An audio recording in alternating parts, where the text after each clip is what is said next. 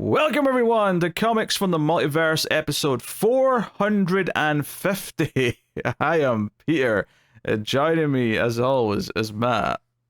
Coming hot off the top rope, doing a 450 would never be me.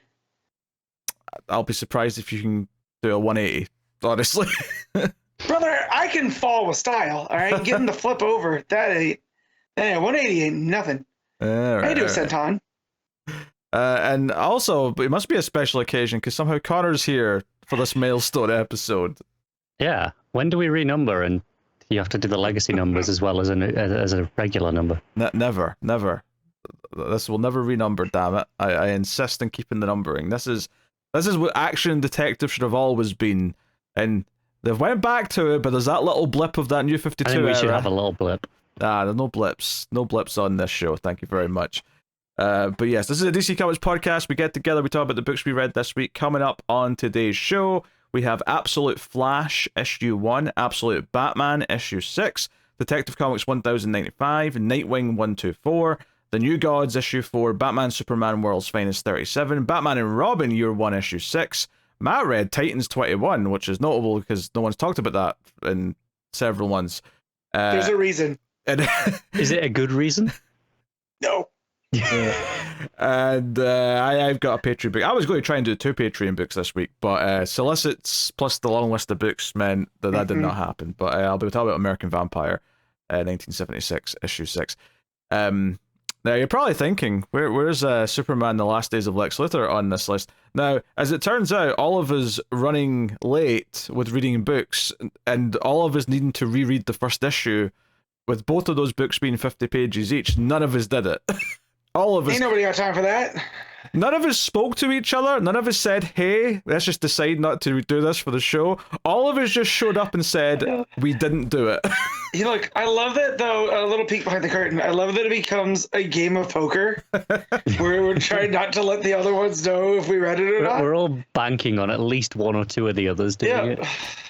I'd say it's less poker and more a game of chicken. It's like we're on the road, but we're facing each other.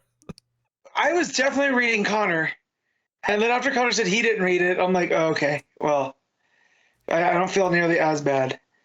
Yeah, well, and it's not that, I mean, I remembered enjoying that first issue well enough when it came out, but I don't remember anything that happened in it, so... Lex Luthor's dying, that's all I remember. When it was like nearly 2 years ago. Yeah, when it's all in trade, I'll give it a read then, but this is a case where the gap is just... You know, had this happened to be a really quiet week, it might have happened just because, hey, there's less going on, why not? But that's not what happened. So, hey, I think they should probably just chuck it straight to one of those compact editions once that's all finished, and that'll make a nice addition to that lineup. Yeah. Also, your mic's starting to have the background noise coming back out again, so you get tinkering, Connor, whilst I asked Matt how his week was. Yeah, it was okay. It's spring break, so you know, lots of work to be done at work, and not much of anything else. So, kind of a boring week. We've been watching a lot of hockey, so nothing that Pete cares about.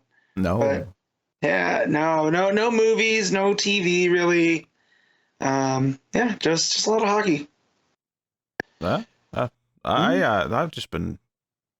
I've also been playing video games. I've been watching a lot of extra movies this past week or so. I've been in a video game mood for whatever reason. Yeah. I tend to go through cycles for what I'm like a werewolf or something. I've got like a month or two of just video games and a month or two of just lots of movies. See, you're that rare video game comics movies guy, right? Because I'm movies and comics, you know, and you also have TV built in there too. Yes. So you have everything. So you really have to find a way to balance.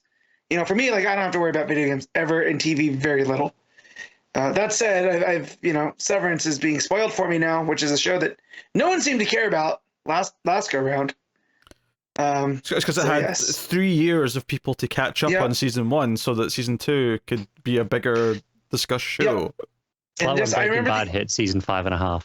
Yeah, the only people I remember having to dodge was you and Connor here on the show. You know, when you guys were talking about Severance, or at least Pete was. Pete was. I've always been like, I've not watched it, but I've been aware enough of the conversation the whole time that it's been like routinely spoiled for me. Yeah, so I got the second season finale. Get all spoiled because we can't have nice things on social media. Social media was a mistake. Let's burn it down. I mean, I'll admit, spoilers are maybe a bit lower on the important list as far as all the things social media has done, but yeah.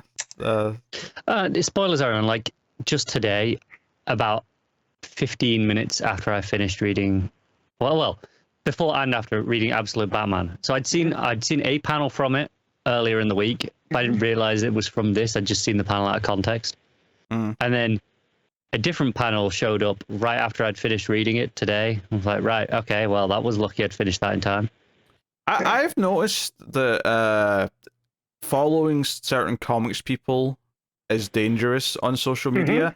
Because some people, as soon as they've read a book, will just start posting panels and say, "Well, this moment was this, and this moment was that." This wasn't someone I followed. This was just the algorithm decided that I wanted to see this. Well, I'll mention when we talk about it, but this thing from Absolute Batman. Did it involve a punt? First one did. Yeah. Okay. Second one did not. Second gotcha. one involved a face. Oh, fun. No, I've noticed this happen with movies too. Once things hit digital now, because that gap is so narrow. I've had stuff that as soon as it hits digital, people are throwing out spoilers, and it's like, what are we doing? Why? Whose brownie points are you trying to get? Like, why is this a GIF? Why is the ending of a movie a GIF? You know, before because it people makes have them had a about chance to see it. $3 in a year. Yeah. So you know, it's not enough. Look, if that movie was Electric State, Matt, you're dodging a bullet. Don't worry about it. It was not Electric State. I've had Strange Darling, all right, but that's on me because I, you know, it was supposed to be on Paramount, but just watched Lies, and it's on Showtime on Paramount. So that ruined me seeing that in a timely manner. That one's on me. But there's been other spoilers that luckily I've seen, you know, stuff from like Companion. As soon as that hit, people are posting stuff. It's like, what are we doing? Guys, just stop. You'll be excited in group chats. All right, talk about it amongst yourselves. So I think what annoys me more is no one uses spoiler tags. Yeah, like, especially like pretty much every social media platform that has like an inbuilt way of hiding spoilers. Yeah, especially with images of things.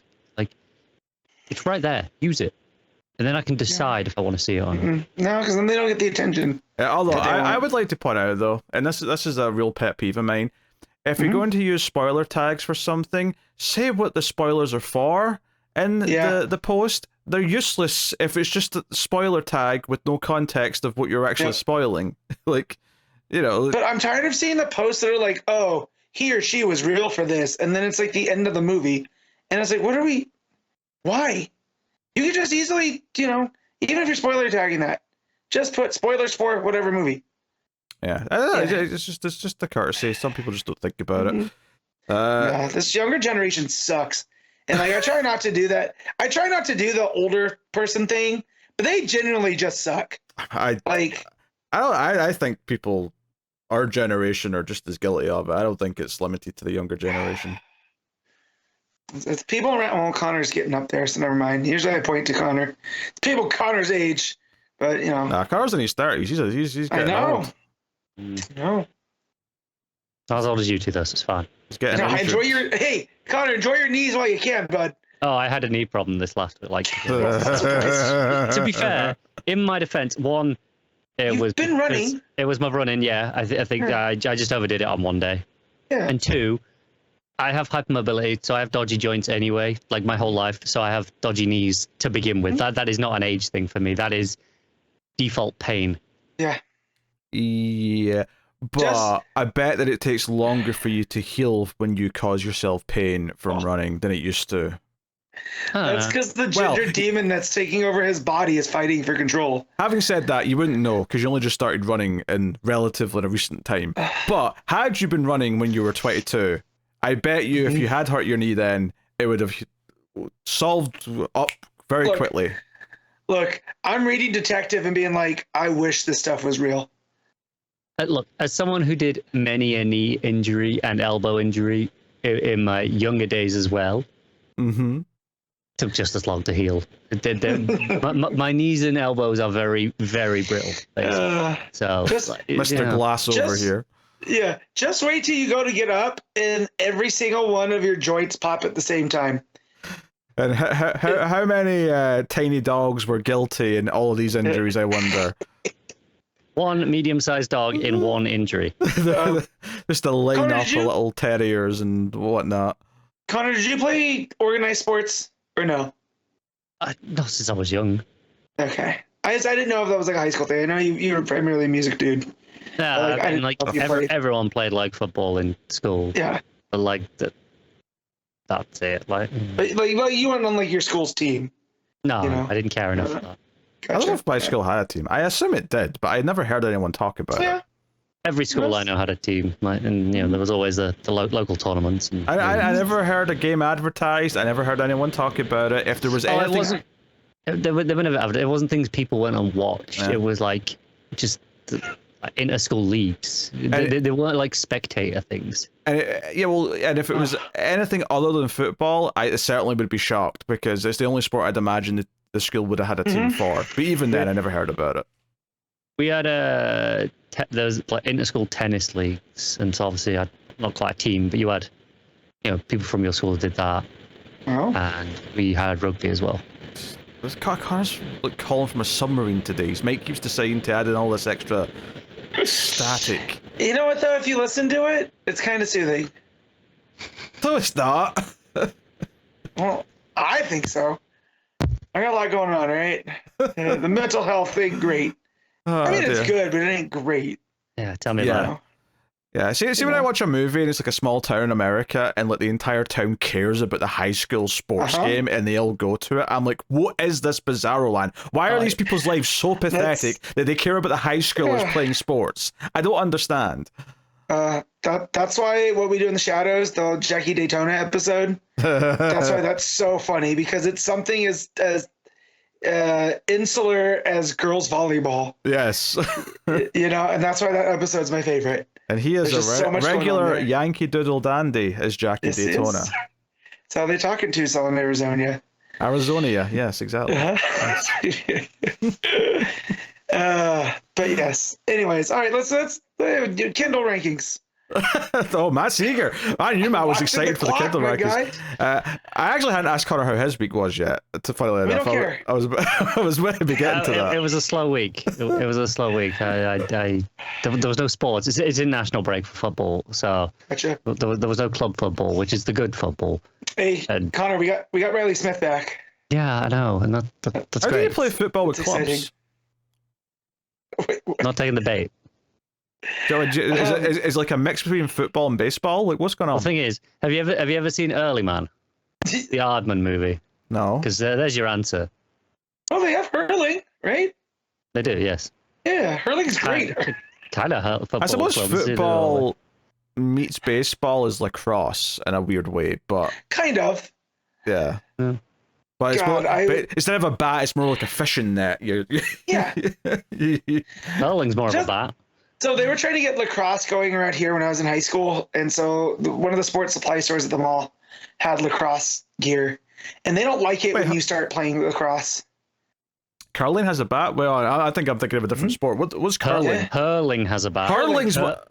Curling is the ice. Oh, yes, that's what I'm thinking. It's Curling. like balls on ice. Curling's in the ice. Yes, that's the one I'm thinking of. Yes. No bat in that. No. No. We're talking about Brushes. Talking about hurling, which again during the pandemic I found hurling highlights, and just one dude. Hurling is an Irish sport where you have a bat and a ball and you just launch it across the field at each other, basically. Ah, okay. And you throw hits like in hockey, except there's no ice, so guys are just running at like 20 miles an hour into each other. Oh, it's great. Connor, It's a good unplug sport. your mic and put it back. This is. I have unplugged it so many times. Talk to me, Goose. It's fine for like a minute, and then every time you start speaking, there's a just accompanying it. This is your captain speaking. I don't know what to tell you. There's only so many times I can unplug it and plug it back in again. Jeez, imagine being on that plane and hearing Connor be the captain. They'll all be doomed. I mean, his blood alcohol level is at pilot at most times anyway, so, Yeah, but You can't operate a plane. That's a complicated piece of machinery. Yeah, how hard can it be? I've played Flight Simulator. All right, obviously no passengers because we're not endangering anyone else. But I dare Connor to go and rent a plane and see if he makes it back down alive. You pay for it. Hey, that's like the most legal form of assassination I could think of, is paying for you to hire a plane on your own. True. Dear. All right, yes. Kindle rankings, less formally known as the ComiXology Top 10. Looking at how the books are ranked right now at this time of recording on Amazon's Kindle store page. All the books are mixed for Wednesday. Matt, what is your guess for number 1? Give me Absolute Flash. Incorrect. Okay. Absolute Batman. That is correct. Bing. I know Absolute Flash is new, but Absolute Batman is still Batman. So, True, but I just thought maybe, because it's at 6, right? I don't know. The energy for a new number 1, Yes, because Batman. Number 2 is Absolute Flash, though, so it is represented well. Number 3 is One World Under Doom. Okay. The hell is that? That's a Marvel thing of some sort. Cool. Yep, and then they had DC Cross Sonic the Hedgehog is number 4. I guess. What are we doing? I have to assume that Sonic's big with the kids because of the movies and whatnot. So all the furries are all buying like the Sonic. I don't know. This guy who's been writing this coming out has been writing the IDW Sonic for like 5+ years at this point. It's been going pretty solidly the whole time. So. Sure, but we never see Sonic in the top 10, right? No, but I think it's been a pretty consistent seller forever. And you slap DC with it. This is because Batman and Sonic. This is what this is. Number 5 is X-Force. Number 6 is Detective Comics. Number 7 is Exceptional X-Men. Number 8 is New Gods, which is pretty cool that that's ranking in the top 10. Number 9 is G.I. Joe. Number 10 is Avengers. Looking for some of the other notable DC books we read this week. Batman and Robin Year 1's at number 12. World's Finest is at 15. Nightwing's at 16. Last Days of Lex Luthor is at 19. Zatanna's at 20. So, yeah, that's kind of the more notable ones. Yeah, I mean, that's kind of a evenish week between Marvel and DC, all things considered. I mean, I guess I have to include the Sonic book because it is technically a DC book. Yeah. But, yeah, there you go. Nothing super exciting. But it is worth, pointing out that these Absolute books, people are at least checking out the first issues. Now, will Absolute Flash continue to rank highly? That remains to be seen. The 3 Absolute books so far have typically done pretty well, even well into their 5th issues and whatnot. But we'll see how Flash and the forthcoming Green Lantern hold up in the coming months. But we do have solicits today, everyone. It is the June solicits for DC Comics, which we're going to go through. I have not looked at these at all, so this is just going to be a nice journey of discovery, and we'll see how things go here. First up is Batman 161, more of Hush 2, as in the first half of Hush 2, which will be in Batman, but the second half of Hush 2 will not be in Batman, which... or it will be in Batman, but there'll be a break from the other arc at some point. We don't really know. We don't really know. We just know it'll be back in some form, and we don't know how they're going to deal with that because the new Batman run's starting halfway through Hush 2. So they've made it way more complicated and confusing than it should be, and I kind of just stick to the idea that Hush 2 should have always just been its own miniseries separate from the ongoing book to avoid this. And that's before we start getting to the story implications. So I've not been paying attention to the story implications. There are story implications? No, I'm just saying, because, like, the first Hush is like this, as you start trying to follow things, it starts to get wonky, right? So it's a very nice way of playing it. You mean from a reading perspective? I thought you meant, like, there's something about the storyline you've heard that's problematic. I thought you meant, like, for what it was going to do for continuity or something. Fair enough. So that is what it is. Then we have Justice League versus Godzilla versus Kong 2, issue 1. So Ghidorah's on a cover. People, Ghidorah is on a cover. I repeat, we got Ghidorah. That's Monster Zero.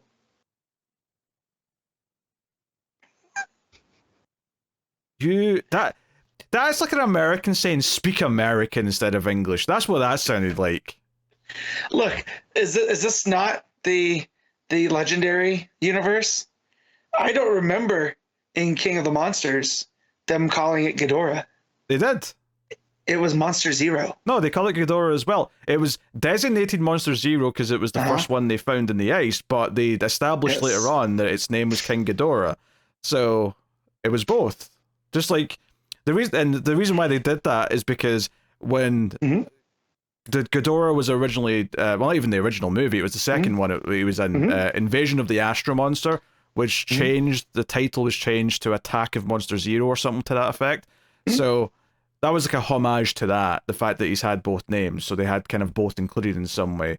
So I don't know, you're just being weird, Matt. You're just being weird. That's all I can say. I just don't watch you get angry. That's all. The thing that was missing from the previous crossover, which was surprisingly fun, slightly underwhelming ending, but otherwise was very fun, was some of the other big notable monsters from the Godzilla universe. So Ghidorah being around is exactly what I'm looking for. So, yeah. I don't know if it'll be an issue one, because sometimes variants are just, you know, they're a bit cheeky, but I feel like if it's on the covers at all, it will be showing up. Yeah, it'll probably be like a last page thing on it. Yeah.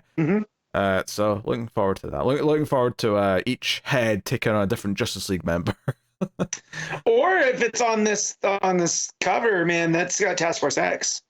So I'd like to see, you know, King Shark versus Ghidorah head. I want a Kaiju King Shark. Who knows? You might get it. We got Green Lantern King Kong in the last one, so why not? Hell yeah, we did. Yes, we also got the death of Guy Gardner, which is something I'm always for. But that led to Green Lantern Kong. I just realized that means that there's no Guy Gardner in this one. He's dead in this universe. Unless they resurrect him. It's fine. He's dead. Next up, we got Superman Unlimited issue 2, Dan Slott's Superman series. For those who have forgotten that he's getting a new Superman ongoing book. Can't be any worse than the other Superman ongoing book, though, right? I don't know if that's true. I think it could be worse. I don't think it necessarily will be worse, but it could be worse. I don't know if I don't think it can be that much worse. I was gonna say, don't let Josh hear you. I think it.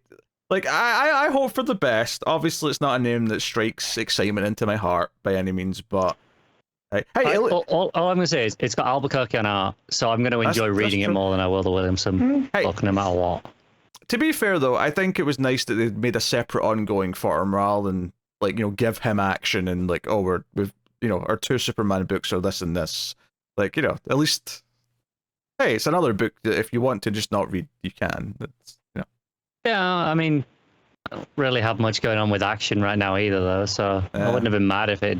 Well, Wade's taken over that after the next Superstars thing. I know. I'm not particularly excited about that either. I mean, yeah, his 12-issue thing had ups and downs, and was kind of like decent, but not great overall. I've been very underwhelmed with a lot of Wade's stuff. Like, you know, none of it's been like really terrible. No, but there's not been a lot of it that's really excited me either. Well, I think when he's on, he's on. I think Batman and Robin Year One's fantastic. I think his Shazam was fantastic. It was good, but I wouldn't say fantastic. I think Batman and Robin Year One's probably his best stuff. But then you've got like World's Finest right now, which is just kind of there and exists. And it's Justice League book, which are crossing over, so more on there'll be more just look. Yeah. Well, I was going to say more on that later because we're talking about that book later, but yeah, sure. But the fact that they're crossing over is more news rather than what happens in the book this issue. Yeah, we already knew this. This was announced previously. Yeah, that's what I'm saying. Yeah. So that's what I'm talking about here, and not keeping it for that book discussion. Talking about it in the context of the Waid stuff. Those 2 books crossing over it's not exactly exciting, is it? Connor's standing next to the ocean, Matt. Do you hear that? Do you hear the sound of the waves? I'm just trying to figure out which cover is the Christian Ward cover. I'm looking. It can't be the super sketchy looking one because that's not. word style, really. No, bottom right on That also looks like Tony Daniel, though. Yeah, it's bottom right. Yeah, it's bottom right. I would have said bottom right. Bottom right? Yeah.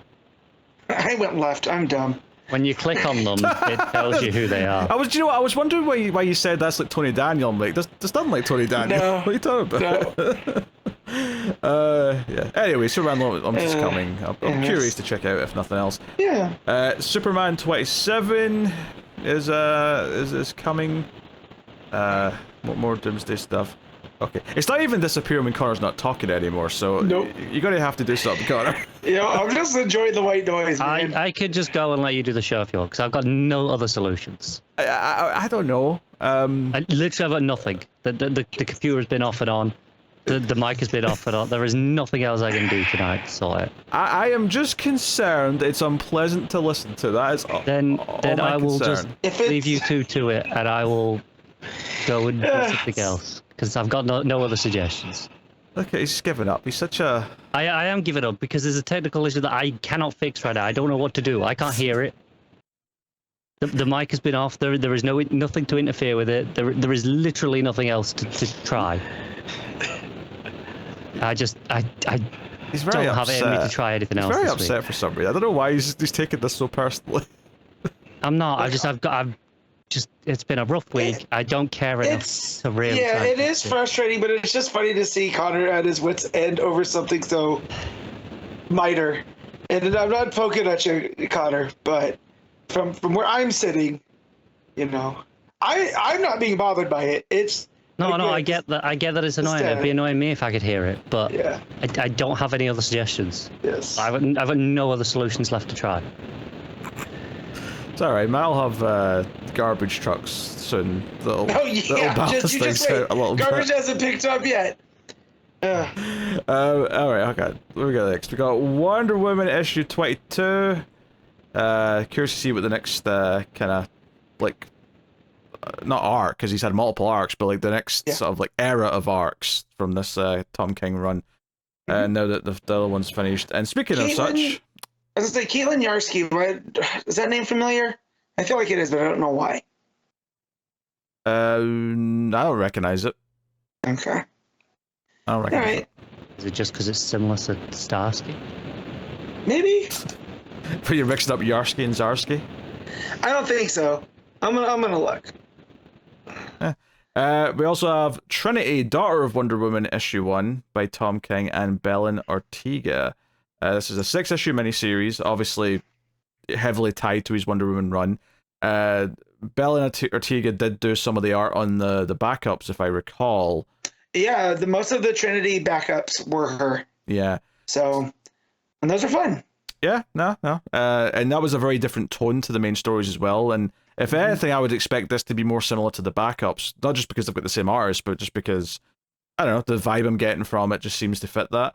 But, so I almost wonder if this was planned as another, like, round of backups, but because they stopped doing the backups and King already had it mapped out, he's like, hey, do you want to just do a miniseries with all this, like, material that I've already got concocted? And, well, here we are. So, should hopefully be entertaining.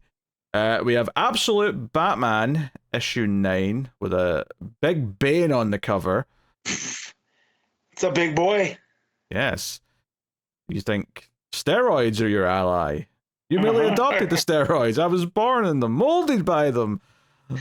God. By the time I Looks saw like a protein shake, I was Hulk already a man. Well, on you go. Yeah. Looks like Hulk Hogan at his absolute worst. Oh dear. Very tiny face on him as well. So yeah, Absolute Batman issue 9. We have Absolute Superman issue 8. So that's cool. And we got Absolute Wonder Woman issue 9, naturally, which that's a kind of a cool variant on that book. Kind of a nice quality because of the white background. It almost looks like it could be a part of that All Winter series. The variant to See, that. this is where we're at the part where I can't see them now. So I'm just gonna shake my head. Connor's audio is breaking down. There it Matt's is. internet can't load images. Like everything's just falling apart. I love how Matt's been loading these images for like 20 minutes at this point. Longer than that. He had the page loading before we started the show. Yes. So here's what happened: is I opened another page to look up Caitlin Yarsky, and it got in the way. So now here they are. Were you talking about the Minotaur cover? Because that one's rad as hell.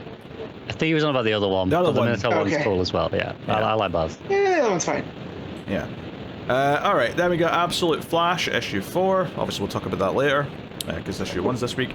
Absolute Martian Manhunter, issue 4 is also solicited. And that's coming next week, so we'll have some opinions on this pretty soon. Nice. Yeah, and then we got Absolute Green Lantern, with also a pretty neat main cover there. Curious to see how that shapes up as well. That's coming very soon. Supergirl issue 2. For those who've forgotten, new Supergirl ongoing books starting in May. So, issue 2 here by Sophie Campbell. So that's cool. Also, is that more... Yes. Artgerm has been doing variants for Supergirl since the start of the Rebirth book, pretty much, from what I remember. Yeah. So it's really funny to me that there's been, like, no Supergirl book for a couple of years, and then one starts up, and immediately he's like, hey, I've got some more sexy Supergirl covers for everyone to buy. Kara's back? Can I do athleisure? Yeah, she's got like a... Not a tracksuit, like a sporty It's like kind yoga of... pants. Yeah. Because she's sort of like, you know, it's not... Because normally it's like a, you know, a button white shirt that they're ripping open, but she's like, no, I've got my sports gear on that I've been training. Joggers and a hoodie. Yeah. So, yeah, we got that. Next up, we have Detective Comics 1098. Lee Garbett on art on this issue. Ooh. Yeah. I was enjoying stuff. Yeah. I really like that variant with Batman and Penguin. That's just it's just the black Really scratchy ink. one. Yeah. That's Very really shadowy. nice. Yeah. We got so Detective Comics was there. We have Justice League Unlimited issue 8, Mark Waid and Travis Moore. Why the hell is Electric Superman there? Oh wait, this is part of the thing. I know why. This is the We Are Yesterday. There you go. No, yeah. There we go. This is part 6 of the crossover. I mean, really, it just sounds like it's just an arc of Justice League Unlimited, but he wanted to put it out in, like, you know, twice the speed. So I have to say the final line of the solicit just being like, oh, a significant step towards the next major DCU event. Oh, right. So this 6-issue arc is just to set up the next thing. Yeah. Like, great. Well, no. Well, okay, I think you're being a bit cynical here, because even the previews for this crossover are saying that it's the next part of DC All-In's, like, overall thing. So, I don't think there's anything wrong with this technically leading into the next thing, because every DC event always kinda sets up the next one. Alright, fine.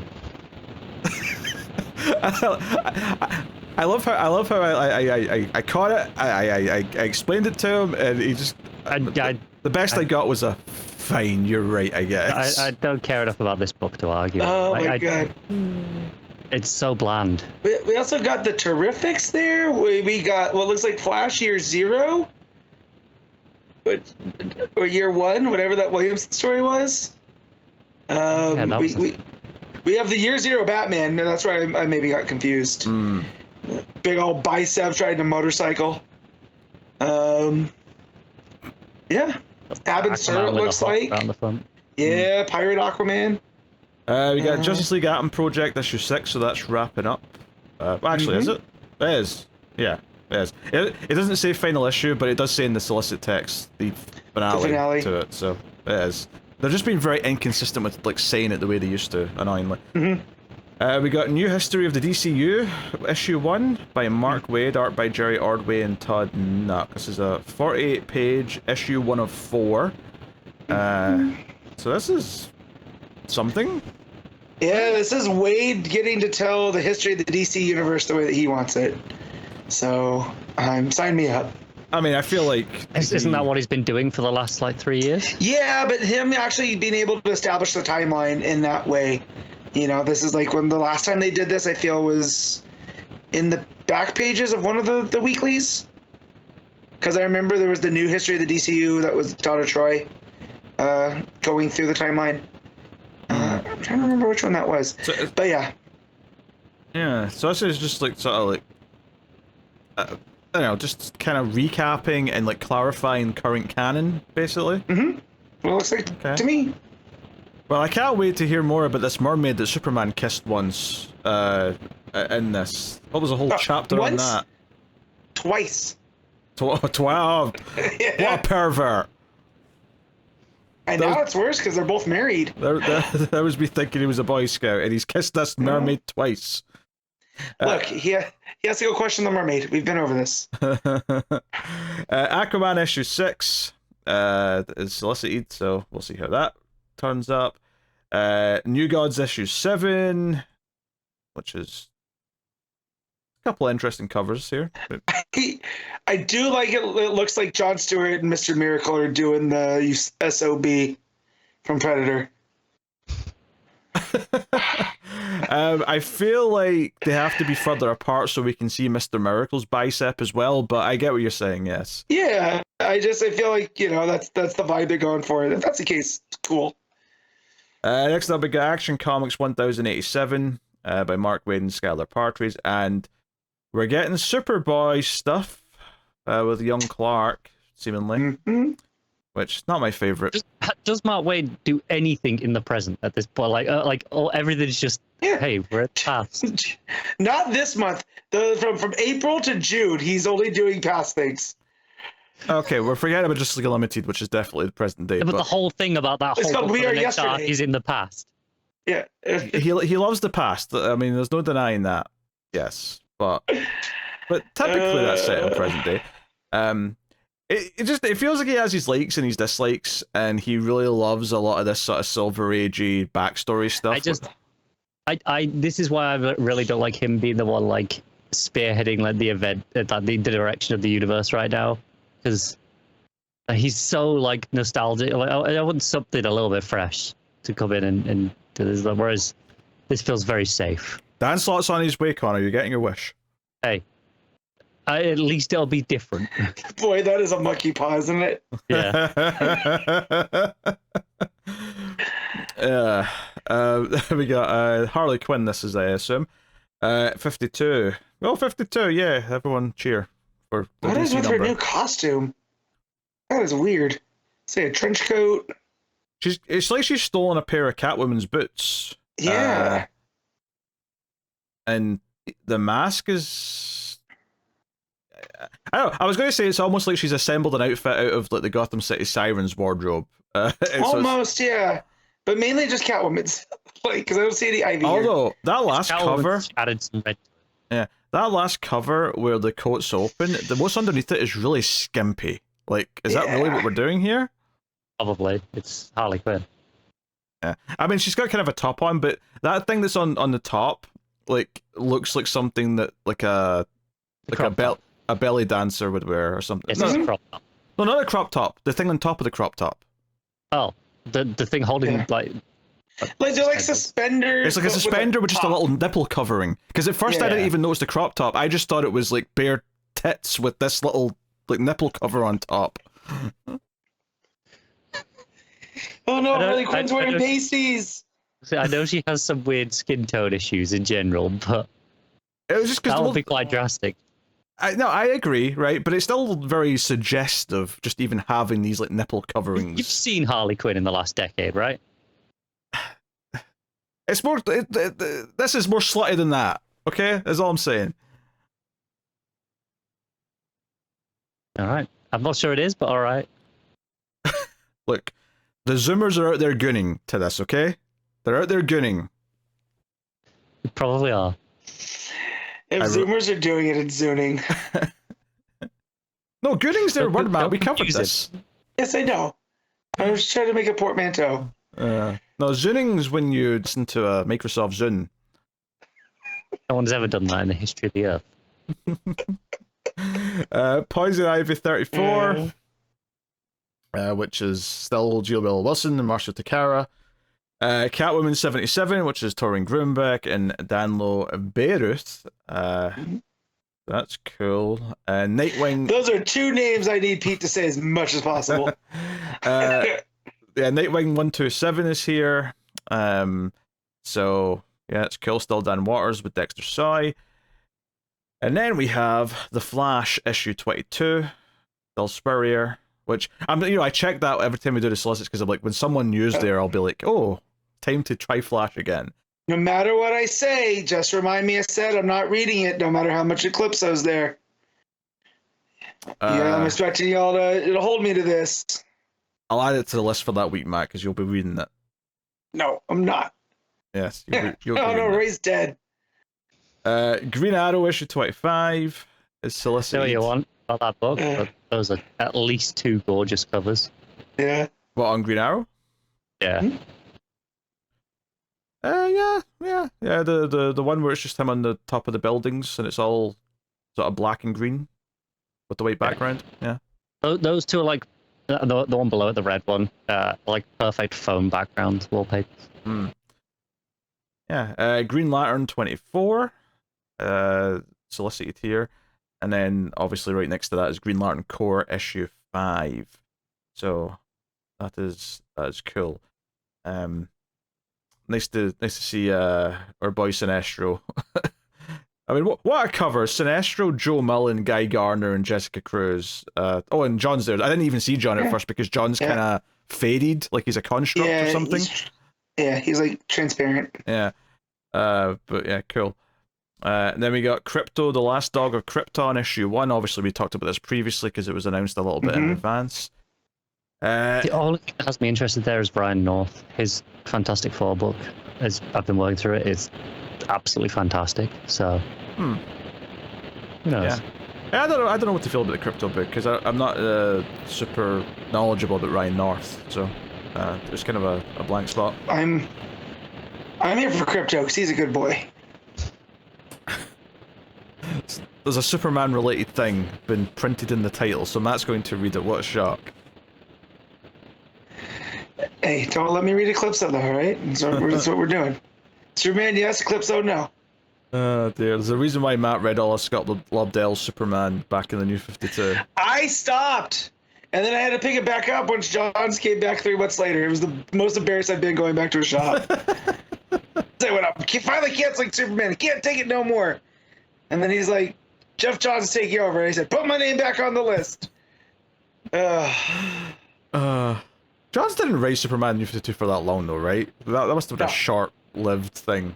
It was. It's where they brought in that new character. It was. He also blessed us with JR for the first time. At DC. Dark days. When he had like the solar blast power thing, right? Yep. Oh yeah, that was bad. Oh. Yep. Why are you reminding me of this, Matt? Because you brought up me reading everything Superman, and then you said the name that should not be named. So, Hey, the S doesn't stand for hope, it stands for Scott. Scott Lobdell. Stood for another 4-letter S word. Secret Six issue 4. So that's solicited.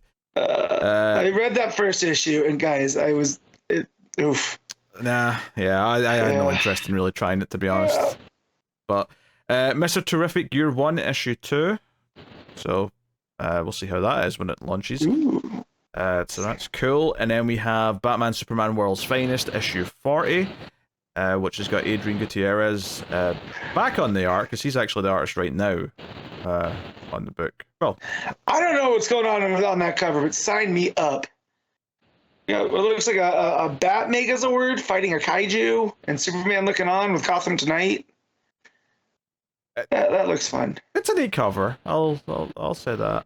I'm not particularly fond of this take on the Batman Superman like crossover logo that's like in the bat signal, which is basically just a bat logo but with like extended bits kind of making an S.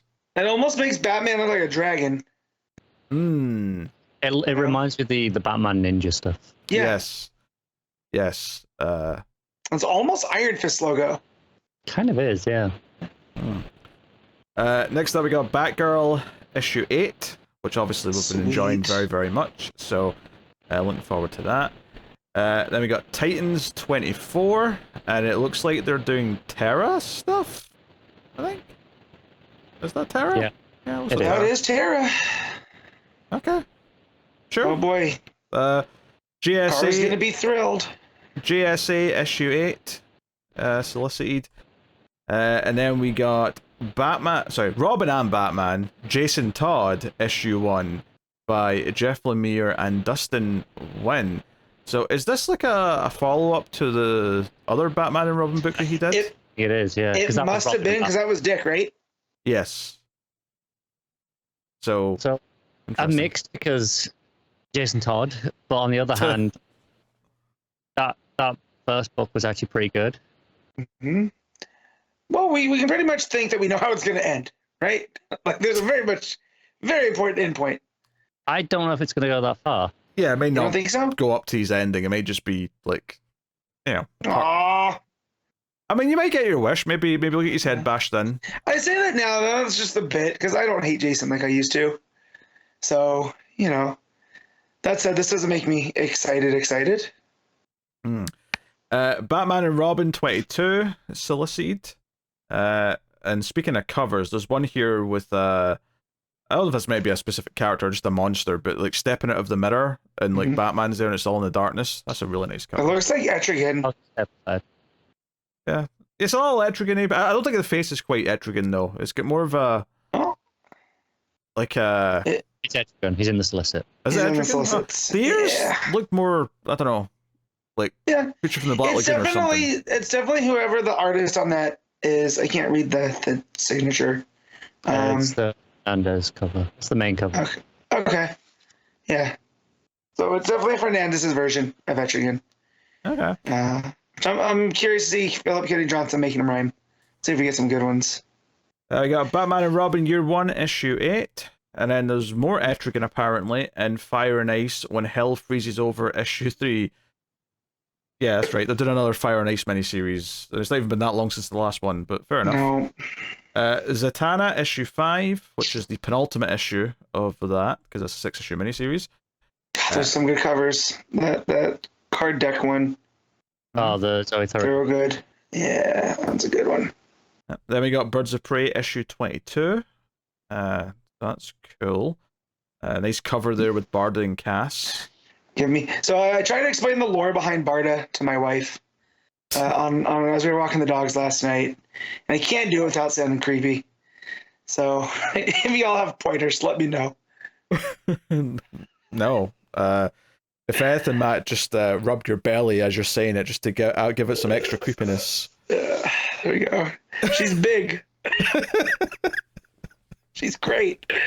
Oh, I love Barda so much. Just imagining Matt slowly rubbing his belly. He's like, yeah, she's great. She's big. Yeah, she's big. Carried me like a baby. Okay, and it's great because Scott's tiny, right? He gets to be the small one. She gets to be the big spoon. It's kind of everything I want in life.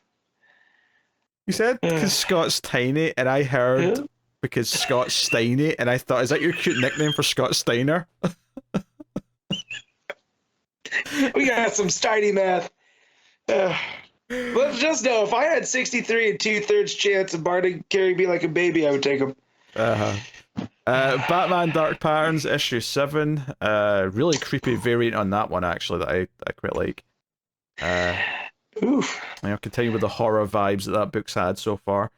So that Case is cool. 3. So it looks like we're doing 3-issue stories, yeah.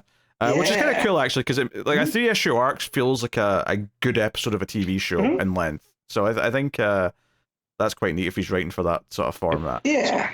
Yeah. It is interesting. We didn't really think about it because we weren't really sure if this was an ongoing or not when it first launched, but this is kind of like an extra Batman book that's ongoing on top of the others. But so it's kind of, it's in the same way that Superman Unlimited's going to be like Superman's like other ongoing book on top of the usual ones. Obviously, Batman has more books typically anyway, but I like how this feels a lot more like anthology style. Like, because I assume the case would be pretty unrelated. Yeah, although I think they're all going to have a bit of a, like I say, a horror kind of overtone to them. It's like a bit of a thematic thing. Yeah, they've got to buy, but different artists, right? Yeah. Yeah. So. Yeah, we got DC Pride 2025 special. We talked about this last week.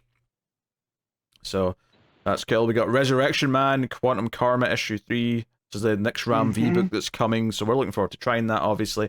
But we're right at that stage where issue 1's not come out yet, so we're just waiting on the opinions forming.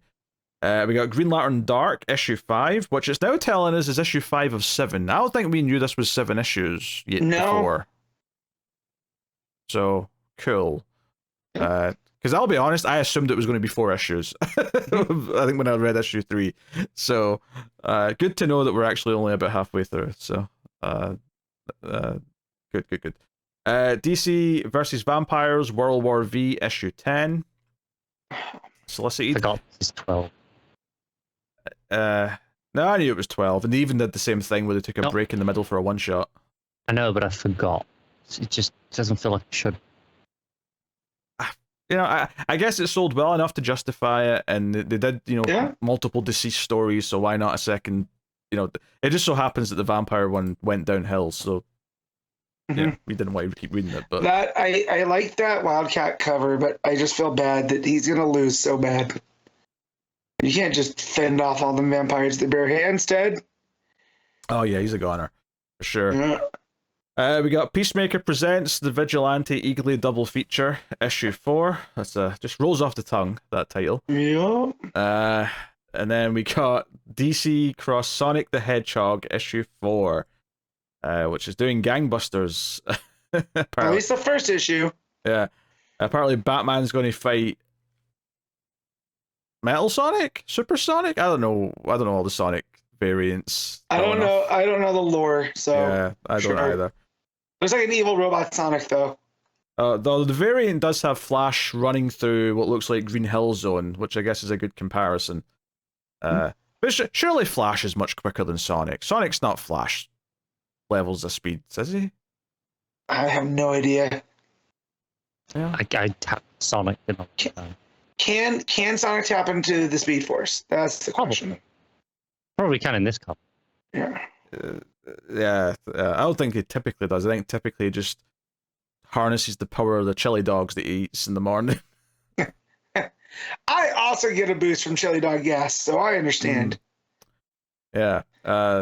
If you look at him through like a thermal vision camera, you just see like this cloud, like a rocket ship, like behind him. It's invisible to the eye, of course, but there's just this propulsion that's happening behind him. Invisible to the eye, but not the nose.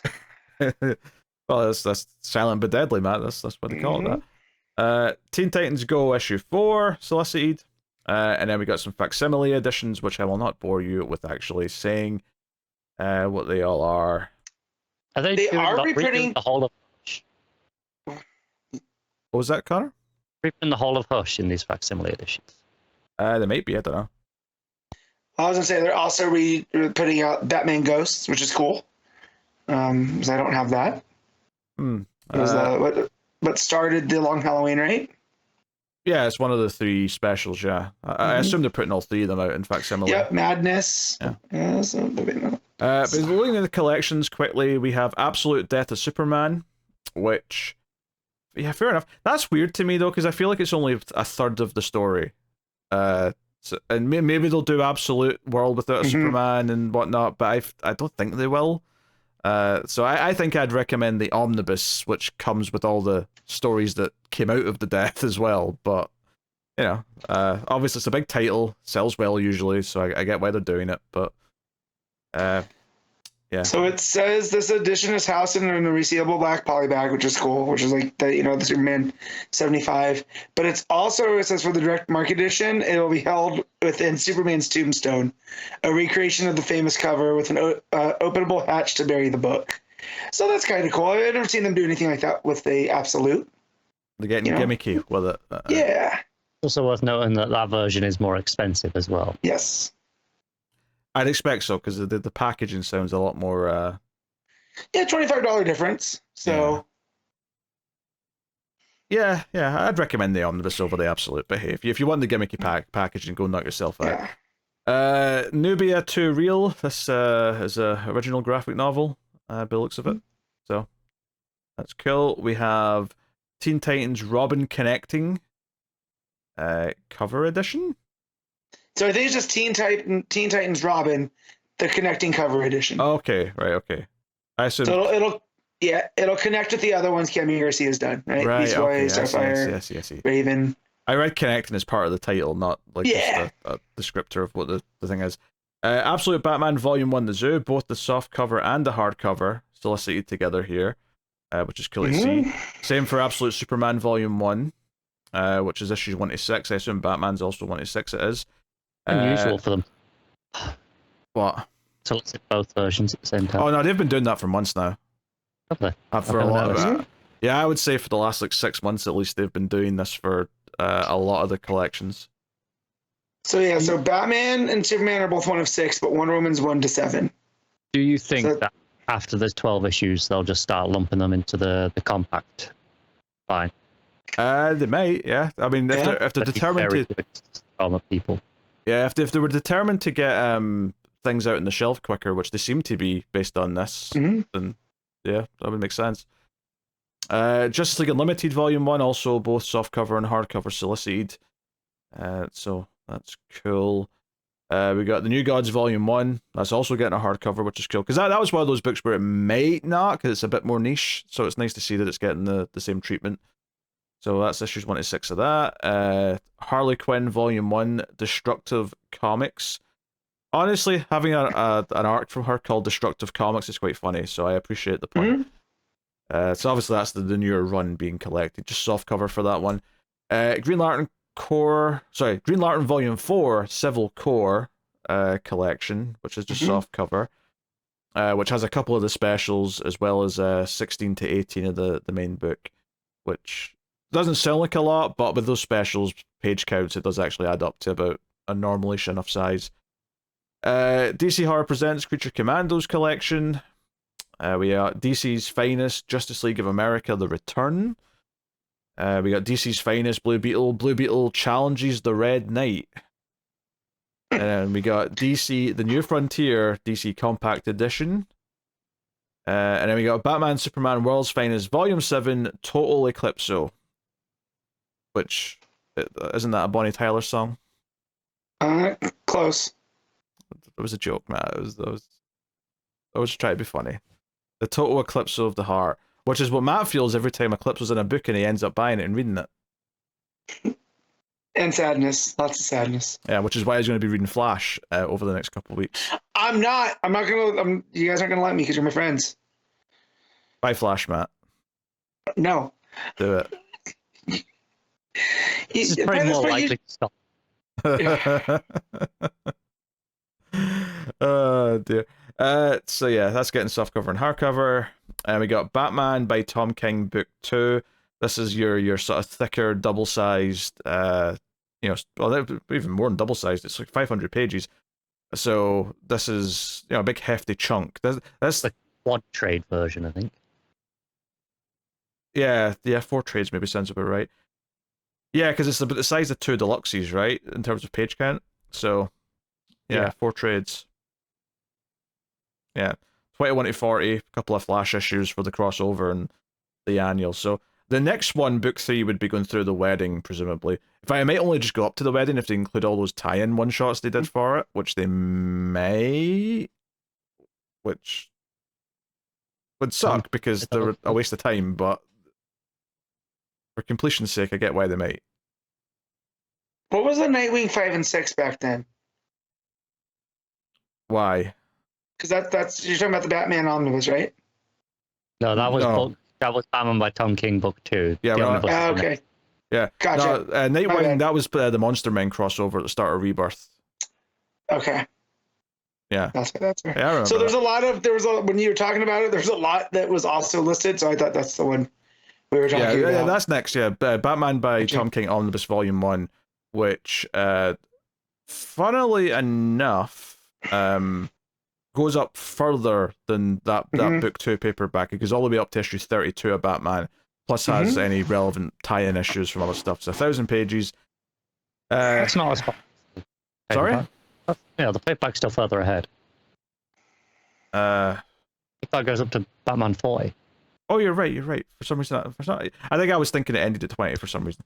But yeah, obviously it's much bigger though than one of those volumes because it's gone up to about halfway through that second paperback. It's kind of wild that we're at the point now we're getting omnibuses for Rebirth runs because that's where we started the show. So just let that Was sink in. 450 episodes ago.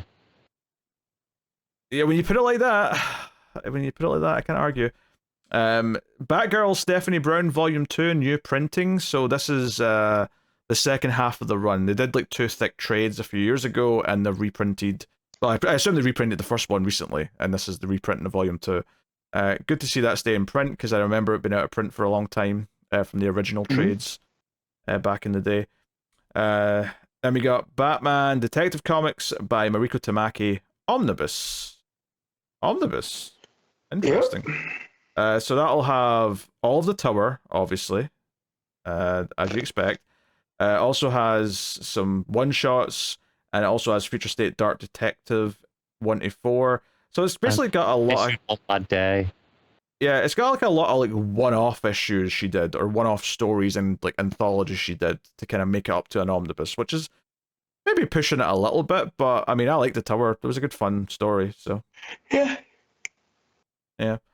Admittedly, a nice deluxe of just the tower would probably do. Although that said, though, she did do that one little arc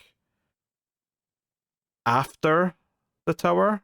With the Riddler, right? Yeah, but it was co-written, admittedly. It wasn't just her, but yeah.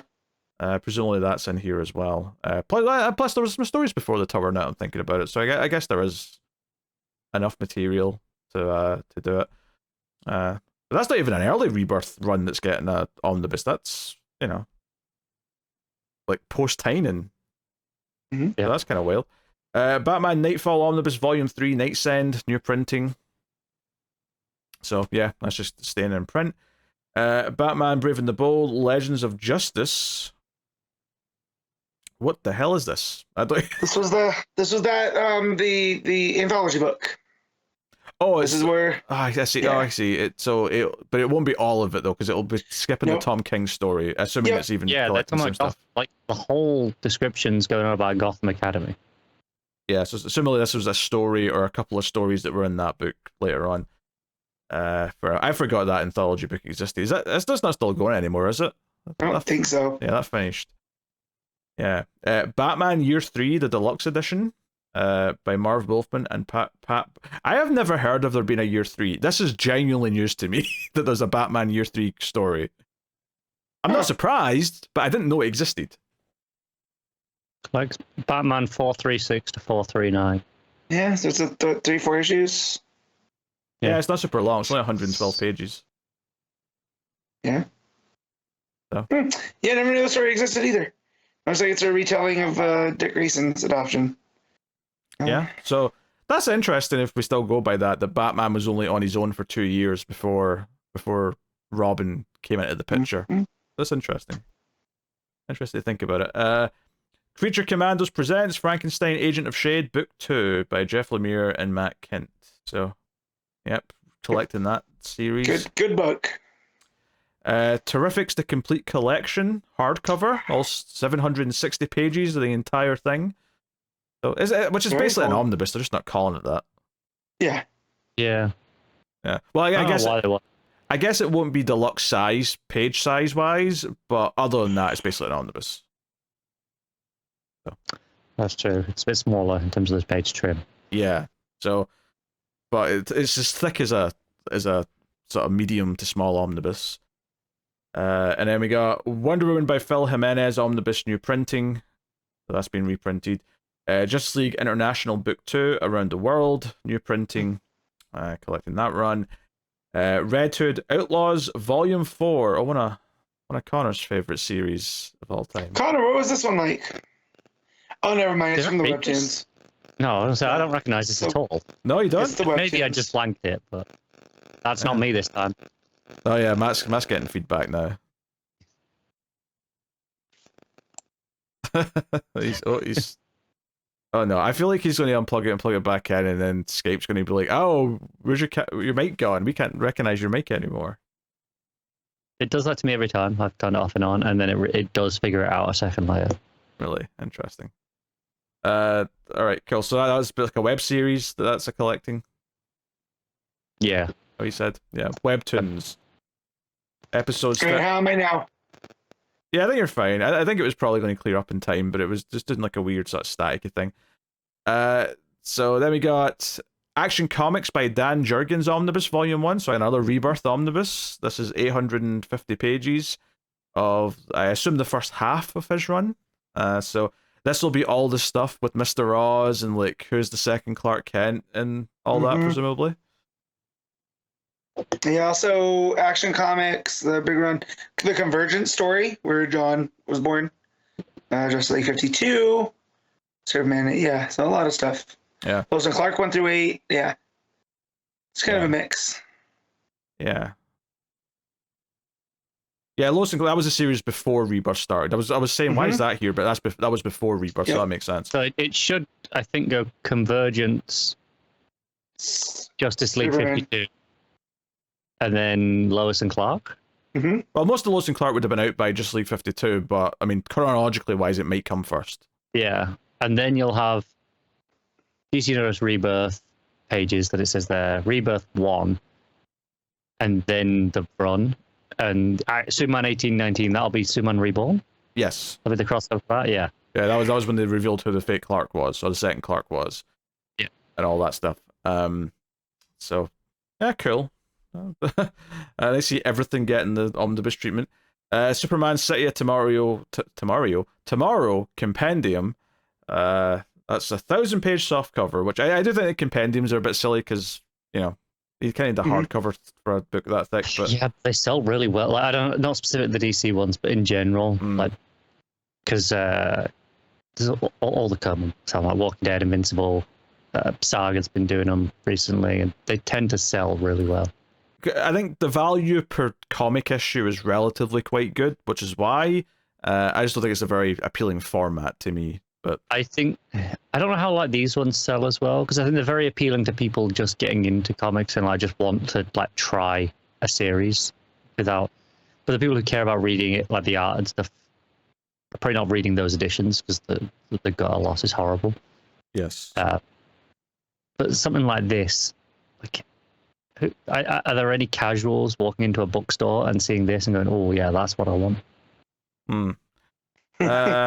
Next up, we got Swamp Thing by Rick Veitch, Book 2, Synchronicity. Can't say I'm familiar with this run, but it's been printed. This is probably something that's not been reprinted a lot, so it's probably a good thing that it's been printed, regardless of how good or whatever it is. Experience the landmark crossover as it was meant to be read, with the interweaving narrative between Swamp Thing and Hellblazer restored. So this is the run that came after Alan Moore, I assume, just based on the numbers of the issues. Must do, yeah. Yeah. And that's the last thing in the SOLICITS. We made it. It's over. Hurrah! That's it. Yeah, excitement. Fairly uneventful. It wasn't a lot of new stuff in this month's SOLICITS, but hey, some nice covers. A couple things going on. We're ready to move in to books and whatnot. So, let's see what we've got here. Absolute Flash, issue 1. Jeff Lemire writing with Nick Robles on the art. So, we've had the Trinity. This is now we're starting to expand to some of the other characters, sort of the next tier down, if you will. And I wasn't looking. I knew the previews were in a lot of the issues over the last few weeks. I didn't really look at them, so I never actually knew going into this book that it was Wally that we were going to mainly be following. Oh, That was a surprise. Yeah, I was jealous surprised, but he's like, "My name is Wally West," and I'm like, "Wait, whoa, we're doing Wally? Okay."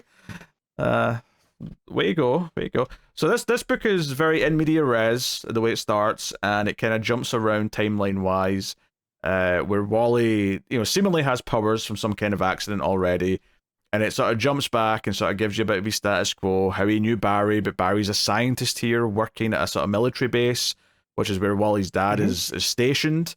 And there's some tension there. Ever since Wally's mum's been dead, they've not been getting on. So that's kind of the character setup that's there. But seemingly, yeah, there's some kind of accident, and we don't have all the pieces yet to know exactly. Because Wally keeps saying in his narration, like, it's my fault. Oh, I can't face them after what I did.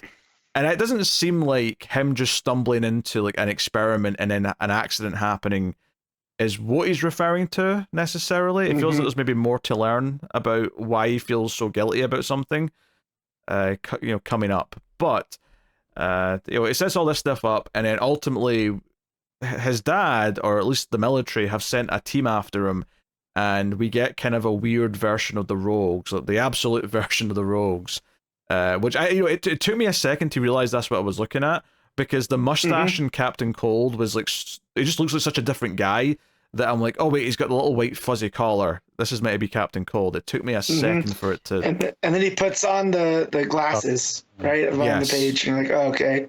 It was giving me Hulk vibes, right? Like, Wally is this monster that's being chased by his dad, and these are like the Hulkbusters, and it's the Rogues, right? Because you got Boomerang. That's the first one we kind of get teased at, where the Boomerang's following Wally as he's going into this cave. It's kind of yes, that was a boomerang from that though. Like fair play, because I did not just scream boomerang, did it? Well, it kind of is, but it's like it looks kind of like a drone. But then when you realize it goes back to someone, you're like, oh no, I can see why that's a boomerang now.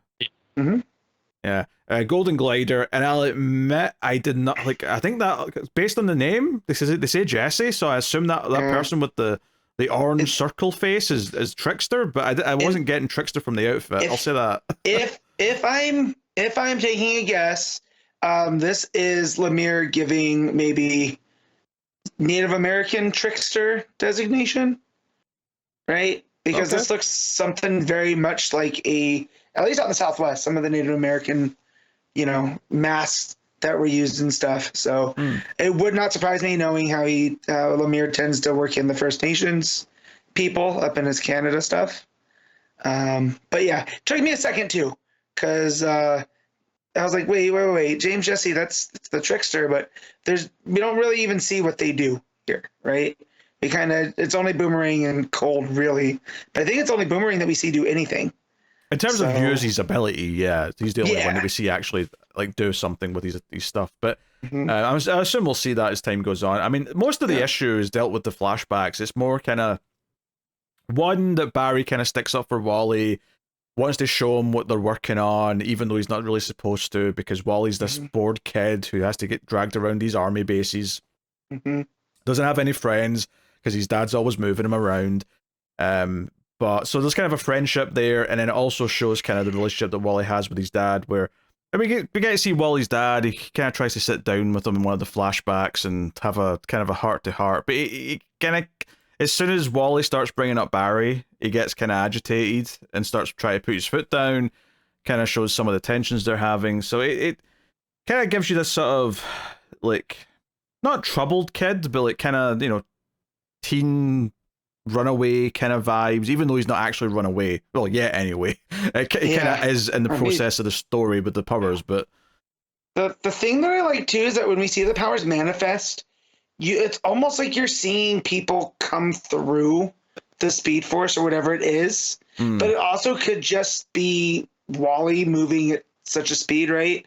We're only kind of getting shadows of him through it, which I think is a pretty new way to kind of show the Speed Force or whatever this is, because we don't even know really what it is yet, right? Yeah, true. It may not technically be the Speed Force. And then, like, when he does the flashbacks, it's almost like he's jumping back into them, right? So during the first one, we get the title sequence page, right? It's like, and then his mind's racing. I just wanted to jump in and say that. Because even the narration panels in that first page, they kind of overlap and they're kind of like blurring together a little bit. It's like his mind's frazzled because he's keeping up with everything. Yeah, and then when he closes his eyes and opens them, it's 2 days ago, and he's walking, down the train tracks and whatever. So I wonder if there's any significance to that. I think it's just the idea that his mind's racing, thinking about what led to this. So he's like mind's jumping back, and it gives that kind of like frazzled nature of like going through it. Because I really liked when he's running into the caves, when he's trying to get away from the rogues, and it's actually like interpaneled with like the accident where he went to the lab and he saw Barry in this like bubble thing in a suit, and presumably Barry was maybe trying to actually just scientifically achieve super speed, maybe, or maybe he's doing something else, but my instinct was to assume that he was trying to intentionally do Speed Force stuff, but obviously knew it was dangerous to stand out there, and clearly bad things happened as a result.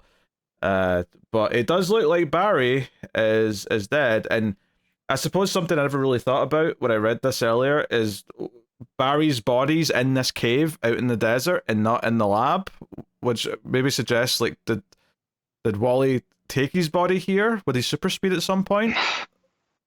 Maybe, or it has maybe something to do with some distortions that have come from whatever they were tapping into. Yeah, right? maybe. I don't know. But he's clearly going to be wearing that suit later, because that's the suit that we've seen him. Even when it flash forwards at the end, you know, it looks like Wally's putting something on. It's very reminiscent of whatever Barry was wearing. Yeah, it's not the exact same, but it's definitely the symbol based on the symbol that he had on the suit. It's a very functional looking Flash suit. Yes. Yeah. So yeah, it's interesting. So it looks like Barry's dead. It looks like we're starting the Absolute Universe with him dying on the treadmill, effectively. Like he's already gone. Some pretty damning evidence. It's not like they're just telling us that he might be dead. There is a body. No. There is a skeleton. There's a corpse. It's a desiccated tusk, but yeah. Yes. Yeah. And also the whole point of what the Absolute Universe is supposed to represent, right? The Flash is something that we always associate with like legacy, and here effectively it's been taken away, right? Because Wally has no friends that we know of, right? Mm-hmm. You know, and he's being chased by the rogues who are this group unit. So it really seems like in this Absolute Universe he is on his own. You know, so there's no one else to kind of rely back on. There's none of that Jay Garrick, you know, Barry Allen, that entire thing to go talk to about this type of stuff. Even forgetting the other Flashes, he doesn't even seem to have Iris in this universe. No, it's cool. Well, that's what I was going to get to, because this is the first time I can really remember seeing Wally's dad, right? Because we never really even see the parents, and maybe I've seen his mom in some old Teen Titans stuff, but it's usually just Aunt Iris. So, you know, he's a solitary figure, which is quite different than what we're used to with Wally, right? Who just kind of like Dick is kind of at the center and kind of the heart of the DCU. Yeah, it's interesting. I mean, we definitely hear about his parents. Like if you read the original stuff back when Waid was writing and sort of like filling in the like the backstory and whatnot, there was definitely talk of who his parents were and how he liked spending more time with Iris than them. But yeah, it is different. Giving him this very cold upbringing and almost turning his dad into, like you said, like compare it to Hulk, the General Ross type character that's almost hunting his own son as kind of this like weird science experiment gone wrong, is an interesting dynamic. It does make it feel different in the same way that Batman, Superman, and Wonder Woman have all got very different. I mean, arguably this is even more different than any of them in some ways, but it does feel like there's a lot more playing around here with like what the various things are. The fact that the Rogues are a team that are part of this like military group that are sent out. And I get that they're the antagonists here, but they don't give me villain vibes. Not like the guy that shows up at the very end, because I don't know if we want to get to that last. We'll get to that in a minute. Yeah, I mean, I do. Villain, but to be fair, even the Rogues normally are kind of like empathetical villains. Yeah, they're not you know, they're not Thawne, right? Thawne is like evil villain. The Rogues are a bit more like, oh, occasionally they could maybe do a good thing because they care about the city type characters. If anything, this version felt a bit colder right now, but maybe you know, once we get to know them a bit better. But right now, like cold here feels very like stern and very like by the book. Yeah, he feels like a military officer. Like, all right, we got a job to do. Let's go bring this kid in. It doesn't feel like it's personal, or they're doing this because it's the Flash or whatever, which I did like, because you know, and all the designs that they've updated too. You know, it's fun. I like seeing that kind of stuff. Like, because it's still Captain Cold, right? You mentioned the liner around the hood, right? But then he puts on the glasses, and we don't get to see the freeze gun, or what does he call it? The whatever he calls his weapon. We didn't get to see that, but yeah. He pulls it out, but we never see him fire it. Yeah, yeah, I'm sure we're building up to that. There's a lot of things here that we can play with. Because then obviously one of the things was like, okay, this is the 4 Rogues that are on this little team, but there's obviously more Rogues to play with. And there's a little epilogue here where it says flash forward 1 year later, which I think to me this solidifies the idea that this entire first arc is going to be told out of order. Like this is going to be like the storytelling style for the entire arc, because even the end of this issue saying, hey, we're jumping to a year later in the aftermath of everything, and we get a glimpse of him putting on a suit and maybe, you know, doing whatever else he's going to be doing. We see like some gorillas in some of this like monitor footage, which might suggest that there's going to be some Grodd related or Gorilla City related stuff that happens. Well, and they look green, so is that just distortion from the monitor? It might be, because some of the other ones look all red, so I was wondering if maybe that's just just look like a lava monster though on the top one. Yeah, it does. Which would be Tar Pit, presumably. Yeah. Also, I just realized where this guy might be, because it just says 1 year later, all the monitors, there's a green hand sticking up. Is this Brainiac out in the middle of the Nevada desert? No, Matt, that's Mirror Master coming out of the mirror, the hand. Yeah, I think the green is just the weird light. I'm dumb. Don't. Okay. Yeah, I'm not editing that out. The monitors and it sunk in. I was like, wait a minute, is this like what happens after? It's at the lab, right? Yeah, this is the lab. It's just Project Olympus, which is you know what right. I saw the green head and then it clicked, and I was like, wait a minute. No, I'm done. Dumb. Ignore me. No. So yeah, this is Mirror Master who's watching all this, and he what does he say here then? Mirror, mirror on the wall, time to make the whole world fall. So time to make this whole world fall. And I think, especially because this whole world is bold compared to the rest, it feels like maybe that's intentional, playing with some alternate worlds to different dimensions. Well, keep in mind, there's only 2 worlds right now, technically, because of this, what's going on with the universe. So, I think this feels like it's positioning Mirror Master as being a bigger deal than the Rogues themselves, or maybe that's not the right way of phrasing it, but just that he's a separate thing that maybe's got more bigger goals than the Rogues have in their position. I mean, maybe they'll end up siding with them or something later on, but the way this teased him at the end made it feel like he's a big bad, as opposed to the Rogues who feel like they're an ongoing set of supporting characters. Yeah. So, I don't know, it's interesting. I will say that out of all the Absolute books, this is the 4th one we've had. This is probably I thought I enjoyed this. I'm interested in where it's going. It's probably my least favourite story-wise out of the 4 right now. But I think it's the sort of thing, because of the way it's being told, that the more it reveals itself as it's going out of order, I might fall for it more.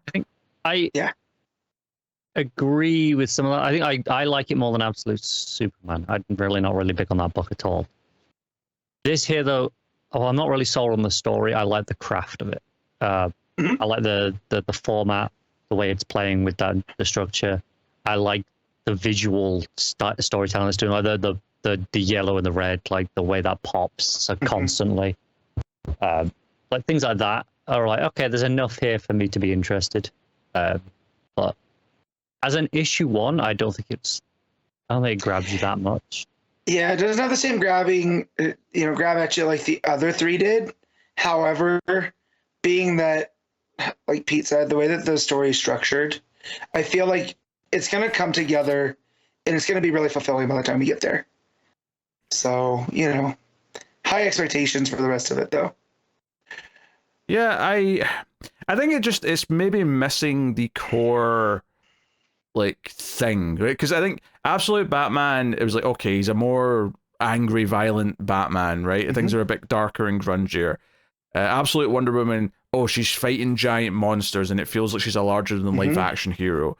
Absolute Superman, it's this science fiction story that's like, where Krypton didn't end exactly the way we thought it did, and all the other things going on with the different suit and all that. This, like Connor said, is the interesting elements here are how it's being told, and it is really well done in how it's building up its story. But I wouldn't say that anything they've done with the stuff they've done with the villains here and making them a bit different are like, okay, that's cool, and that's them playing with what the villains are a little bit. But it's not quite given us the full hook yet. The closest it gets, I suppose, is just this idea that he doesn't have family and the legacy, and possibly his dad's like a General Ross type character hunting him. And I think that could become a bigger hook the more we see it play out, and the more we see like him actually actively trying to find his son, and like what are his motivations? Is he conflicted about what he's going to do when he finds him, or does he just consider him a a liability now because of what's Mhm. happened? Is he dangerous as far as he's concerned now because of the powers that he's absorbed or whatever Mhm. it is? So, and I will say this though, if part of the excitement of the Absolute Universe is eventually some of these characters meeting the regular versions, Mhm. because I'm definitely excited with that, with like say Batman and so on. Yeah. I do think it would be interesting seeing this Wally meet the Flash family from the regular universe at some point and seeing just how different it Yeah. is with all Yeah. those people in place. Because Lemire really sets the tone that he's lonely at the beginning. Yes. You know, the way that he walks on the train tracks and he gets back to the army base and the guards are like, oh, you shouldn't be out, man. Like, we'll let you back in, kind of vibe. And you just get the thing that he's looking for some type of camaraderie. And so just the idea, even the other absolute heroes for the Absolute Justice League, right? Him seeing that there's other people out there like him that have powers and all this other type of stuff. I'm curious to see how he takes with that. Yeah, it's it really goes out of its way to be like, oh, this is the middle of nowhere. We're in the desert. This town's not near anything. The military runs this town. Whatever's there, it's got guards around the base and all that kind of thing. And when you think of like, oh, the military have set up like a testing facility with housing in a desert, what's the first thing you think of? You think of Oppenheimer and the nuclear bomb. You think of that sort of Los thing. Alamos. And Barry even does admit, he's like, hey, obviously this is military funded, so they want weapons out of what we're doing here, but that's just the first application of what I'm doing. But it does kind of paint this picture of like, why are they out in the middle of nowhere? Like, what were they trying to achieve? Was it simply super speed, or is the super speed just a byproduct of what hit Wally, but the actual goal of the experiment was something else, something different? Yeah. Well, what's up with the mutated monkey? Right, that he runs into. I have no idea. As Wally is walking through, it kind of resembles Gleek from the Wonder Twins, but it has kind of like this fin-like thing on its head. And here's an idea. What if in this universe, Gorilla City are actually created by a lab, right? They're actually like these like race of mutated monkeys or apes, I should say. Kind of like I guess Planet of the Apes in a weird way, in like those modern movies. Yeah, it wouldn't surprise me. And there's because I also get like I don't feel like his dad's fully like because Wally is 15 years old, and if he's hanging around this weird mad scientist that works for the military, if I had a 15-year-old that was palling around with some dude working on these weird experiments, I don't think I would exactly be happy. So I'm curious to see what exactly the experiments are, right? Are they creating super intelligent apes? I mean, I think it's a bit unfair to just refer to Barry as a mad scientist when, one, he's been hired to do this, and it feels like his dad's kind of his boss. And so I don't think he gets to cast judgment on the scientist working for him as just some mad scientist dude. You have to be a little bit mad scientist to want to do that, though. Yeah. It's just the way that he's like, I don't want it to go to weapons, but it's going to go to weapons. There's just a complicity in Barry, too, that there's a tad of darkness there. There's a reason why, like, I don't think that his dad's just a jerk being like, don't go around that guy. There's something there. Possibly. I almost read that at least in the scene of him just not liking the idea of like Wally like finding a father figure like kind of thing. It could be very much Doc and Marty, right? That just this one of those things. We don't need to explain it. There's nothing bad going on. It's just if Doc died 5 minutes in. Yeah. But I'm a sucker for Flash. I'm happy to be reading a Flash book. So and I like what Lemire did through one issue. I'm happily down for more of this. I have to say, I'm curious to see a bit more of various things. And I think on the subject of that mutated monkey, I think it's worth mentioning that one of the things that's emphasized is its brain, which maybe furthers my idea of like maybe they're going to create the smart gorillas that can talk. But I don't know. We'll see. But yeah. So yeah, I guess we'll. I mean, Car, did you give much of a thought what you thought of it? Yeah, like I said, I don't have any strong feelings on the story right now. The craft I think is really good, but I'm just I'll see how I feel after a couple of issues. I need some sort of actual hook, I think, to keep me invested long term, because there's no like emotional hook here. There's no real story mystery hook. There's nothing really compelling that makes me want to come back beyond the craft. So I will for now. Well, how long that lasts, we'll see. Well, it's only one issue. I think it's notable that the other books all gave interesting, or not interesting, but like strong supporting cast to the characters. Like both Batman and Wonder Woman have so Wonder Woman's got the most sort of endearing, where it's like, hey, there's this group of characters, Steve, Etta, so on, who by the end of that first arc, it was like, oh, these are all cool allies that are interesting to discover how they're connected to her in this world. Superman kind of has the opposite, where they're all in the backstory, so you get to see his parents and what his life was like before then and how empty it is now, and that kind of works in that context. Batman has his group of friends that are kind of like some of the usually villains, but here they're the kind of these like, other orphans that he's very pally with, and that's kind of an interesting dynamic. And he's obviously his mother's still alive, and that's a connection. Here, the whole point, as we've been pointing out, is that Wally doesn't have any of what he normally has. And the one relationship that might be positive with Barry is taken away. So I think what I would be looking for to sort of address that potential complaint is that he does find someone to confide in, someone that becomes a regular support of some kind. I think my concern with that is they'll actively not do that as part of the, well, this is how different Wally is. He's alone. Like he's the lone of this universe. Yeah, I mean, I think eventually you have to give him someone, but maybe this first arc could be... Iris is out there still, right? We would think. Well, we don't know. I mean, I assume she will pop up, but we don't know for sure. Yeah. There's presumably a version of Iris, whether or not... Yeah, and I'm like, and maybe that's his, person that he can go to, because it would be his dad's sister, right? That's how they would be related. They both have the West last name. Yeah. So he's like, please don't tell my dad. I just need help. And she's kind of his rock or whatever. And that's his tie. I don't know. Because it's definitely not going to be Barry.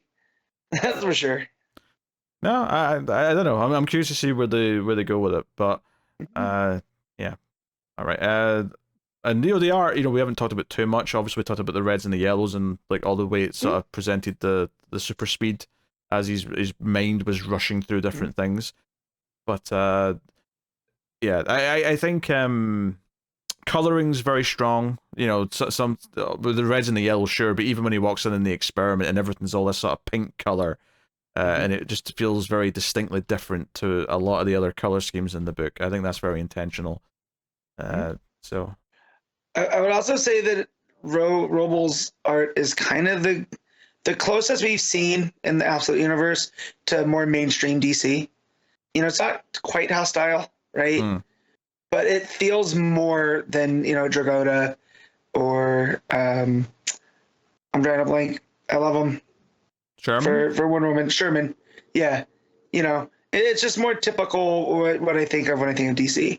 So, but it's all good. I think it looks great. I think the breakdowns are all there. Yeah, it's very clean, and it does that thing where it's like really simple box panels, except for when we're doing super speed and things get really kind of wacky and like overlapping and all that, and that gives it a sense of urgency that's different from everything else, which makes a lot of sense. Also, I want to point out there's a little bit of Power Ranger style color scheming going on here. Barry's wearing a red t-shirt for a lot of his scenes under his lab coat, and there's scenes where Wally's in his bedroom and stuff where he's wearing a yellow shirt with just a little red trim around the neck. Yeah, and Wally's headphones are red with a yellow lightning bolt on. Yeah, so there's a lot of the color scheming like popping up in their regular outfits. So just a nice touch. All right, Matt, what are you giving Absolute Flash? I'm gonna give this a 7.5. Okay. Seems lower than I thought you were going to give that, but okay. Connor? I mean, I can bump it up to 8 if you'd like. It's not I must expect everything from you to be an 8 or more. Me, I'm gonna give us 6.5. I'll give it 6.5. I actually agree with the 7.5. I think that's just a bit on the money. I think it's pretty good, and I think there's potential here. but it didn't swing at me out of the gate quite the way that the others did. But if I compare this to Lemire's other book that's going on right now, this was a much better issue 1 than his JSA. Definitely. So, yeah. All right, Absolute Batman, issue 6, Scott Snyder writing with Nick Dragotta on the art. So, the civilians of Gotham have been tempted with cash prizes to commit crimes with all the masks and weapons that have been dropped off around the city. And specifically, Mayor Gordon's like, hey, $1 million for him. So it's really tempting everyone to turn into like just absolute bastards. And Batman spends a lot of his time in this issue trying to get to the source of like all this tech working to try and shut it down, to stop all this chaos from happening. As we get a little bit more, the flashbacks with him and his mom and like having the sleepover with the other kids. Which actually turns out to be a nightmare because he has a whole thing where he sees his mum getting shot, and then they tease her getting shot like in the present day story later on, and I thought, oh god, is this arc going to end with Martha finally dying? I thought the same thing. Yeah, and they didn't, but that's the weird thing here. This was a little bit more effective than it normally would be when you tease a character dying, because part of us are all going, well, she's Martha Wayne, she's destined to die. That's as long as they don't pull this. Like, again, well, they can't pull this every arc. No, but I mean, why would you jump to that assumption right now? I don't know. That's a Snyder. I think it's like you say, because we're all going, well, she's Martha, she's probably going to die at some point. Because that's in the back of our heads, I think there's a fear that they might play on that, like, semi-regularly. Well, I mean, this was all the time they've done it so far, so it was quite effective here, and I enjoyed it. Obviously, Batman's able to stop everything before the guys with the masks. Like, basically, all the payment and stuff goes down, so like, oh, I guess this isn't working anymore, we may as well not bother. So, and we also see Julia Pennyworth getting nabbed, which looks like she's getting nabbed by a bad guy, but then later we find out it was actually just her dad, like, getting her out of harm's way. So, yeah, we got that. But, I mean, a lot of this, though, is, like, the action of Batman going to the boat, Black Mass boat. There's a very Dark Knight Returns panel with him jumping full page splash with the lightning behind him. Obviously very intentional. And there's this thing where he's been really brutal in beating up the various like main henchmen that he's got, but he's given them life preservers before he throws them into the water, which is what I thought was just a great touch, because it was like, I'm not going to kill you, but drop kick a kid off the boat.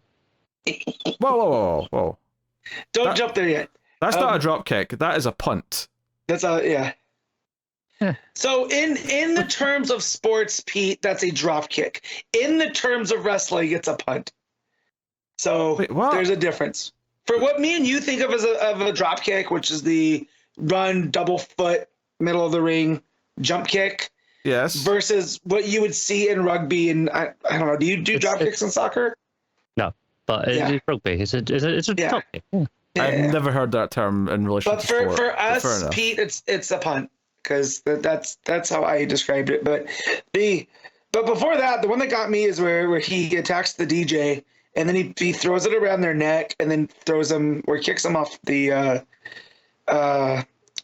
boat, and the whatever that guy is, that mutant guy, kind of reminds me of Jason as he's floating in the water there. Just the messed up face and whatnot. I gotta see it. Yeah. I gotta see it. And then probably my favorite part in the whole book, and it's just because I hate children. No, it's Batman holding up the kid, and the kid's swinging a knife but can't reach him. I'll kill you. I'm gonna stab you, and he just drop kick punts him into eternity. Yes. I love it. Just funny stuff. Super into it. I think the action here is what makes it so much fun. It's a build to get to Black Mask, and then Batman beats the shit out of him as well. Also, like, how does he not break his neck when he smacks him with a bowling ball in the face? It looks like it's just action movie logic. That's all I can say. Yeah, I know, but I feel like when you're playing with Batman and like him actively going out of his way of not killing by throwing the life jackets like 4 pages earlier. Show me him cracking a dude's face with a bowling ball.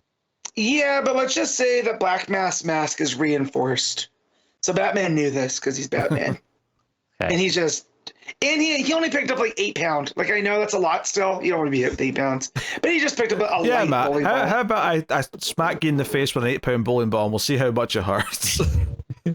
Look, I'm not Black Mask. All right? I don't have a reinforced, so it's going to hurt a lot. We'll get you a reinforced mask. Yes. Nice big red hood mask for him. It'll fit nicely. Yes. At one point, Black Mask here actually like pulls out like one of those like cords to like try and choke Batman, and like he's got like around his neck and there's blood coming from It felt like a violent fight. Like, I'm going to give it that. Like, they really went out their way to make it feel quite visceral. But Batman ultimately wins by having his ears point forward and then just stabbing them into the mask. I mean, I'm assuming that he's not just blinded Black Mask, even though technically I think he definitely has. he probably should have given this action that he has just pulled off.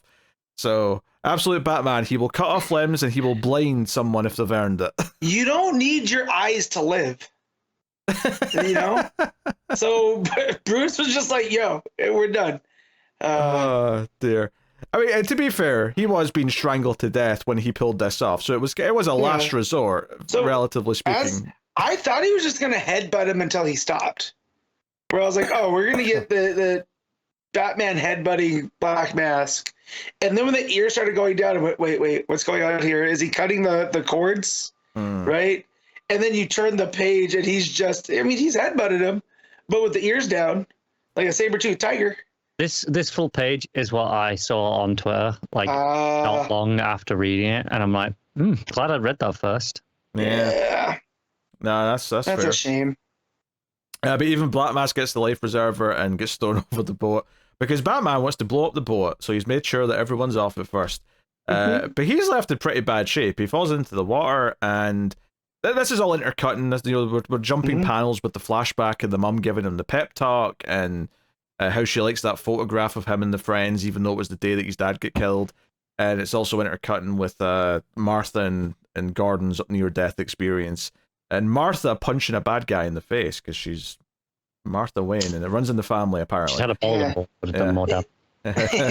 It's just the thing, too, that makes this, like, not pathetic in a bad way, but just the people and the kind of the point I feel like Snyder's making is they just stop and take the masks off and they go, oh, there's no more money? Right? Which 4 seconds ago, they were ready to shoot this lady, right? So just to see Martha for $1 million, knock this dude out. Not like just shoot her for the sake of it. Right? Yeah. But it's like, come on, man. So I do like seeing her just, punching the dude. I think I'd respect them more if they just wanted to kill someone. Only doing it for the money and then immediately just not doing it when the money's not an offer anymore makes me respect them less. Exactly. Yeah, but I think there's a lot of people who would kill someone for $1 million. Like, realistically. Depends who the target is. I think some people I would do for free. Well, yeah. I have very little faith in most of society, is what I'm saying here. That I think for $1 million, I think most people would kill someone. Yeah. Well, I feel like that's what Snyder's, saying, and there's a take on the kind of social media aspect of it too, right? Because that's where the party animals were getting the orders from, right? Yeah. Is in those masks, and it's kind of like a social media thing. So, kind of just the thing that people jump in to do things just because it almost seems like there's this incentive there, but they don't. Their hearts really aren't into it, So yeah, seeing Martha KO a dude is pretty great. Yeah, I'll kill Connor for maybe 10 grand. I don't need $1 million. So Connor's the guy that comes up and says nobody. There at the bottom, like when it has like Gordon listed as the mayor and then Martha's the deputy. Then it says nobody, and it says 10 grand. Yes. No, so the end of the book is that Alfred has stuck around and he actually pulls Batman out of the water and starts to patch him up. It took me a second to realize what this was. So I'm like, what the hell is pulling up? And I was like, oh, it's Alfred in a submarine. To be fair, it is a fairly weirdly shaped submarine. Well, it looks like a pickup truck almost, or like the big bat dump truck. I was gonna say it's a weirdly shaped Batmobile. So yeah.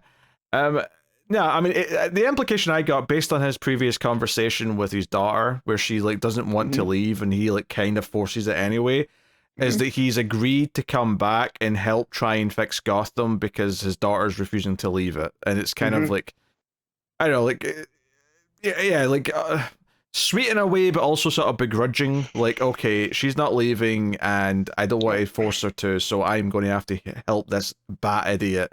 Like fix up the city kind of thing. This boy needs refinement. Yeah. As that thing, which I kind of love because it's Alfred. So, yeah, that's where it wraps up, and this is technically the end of the first arc.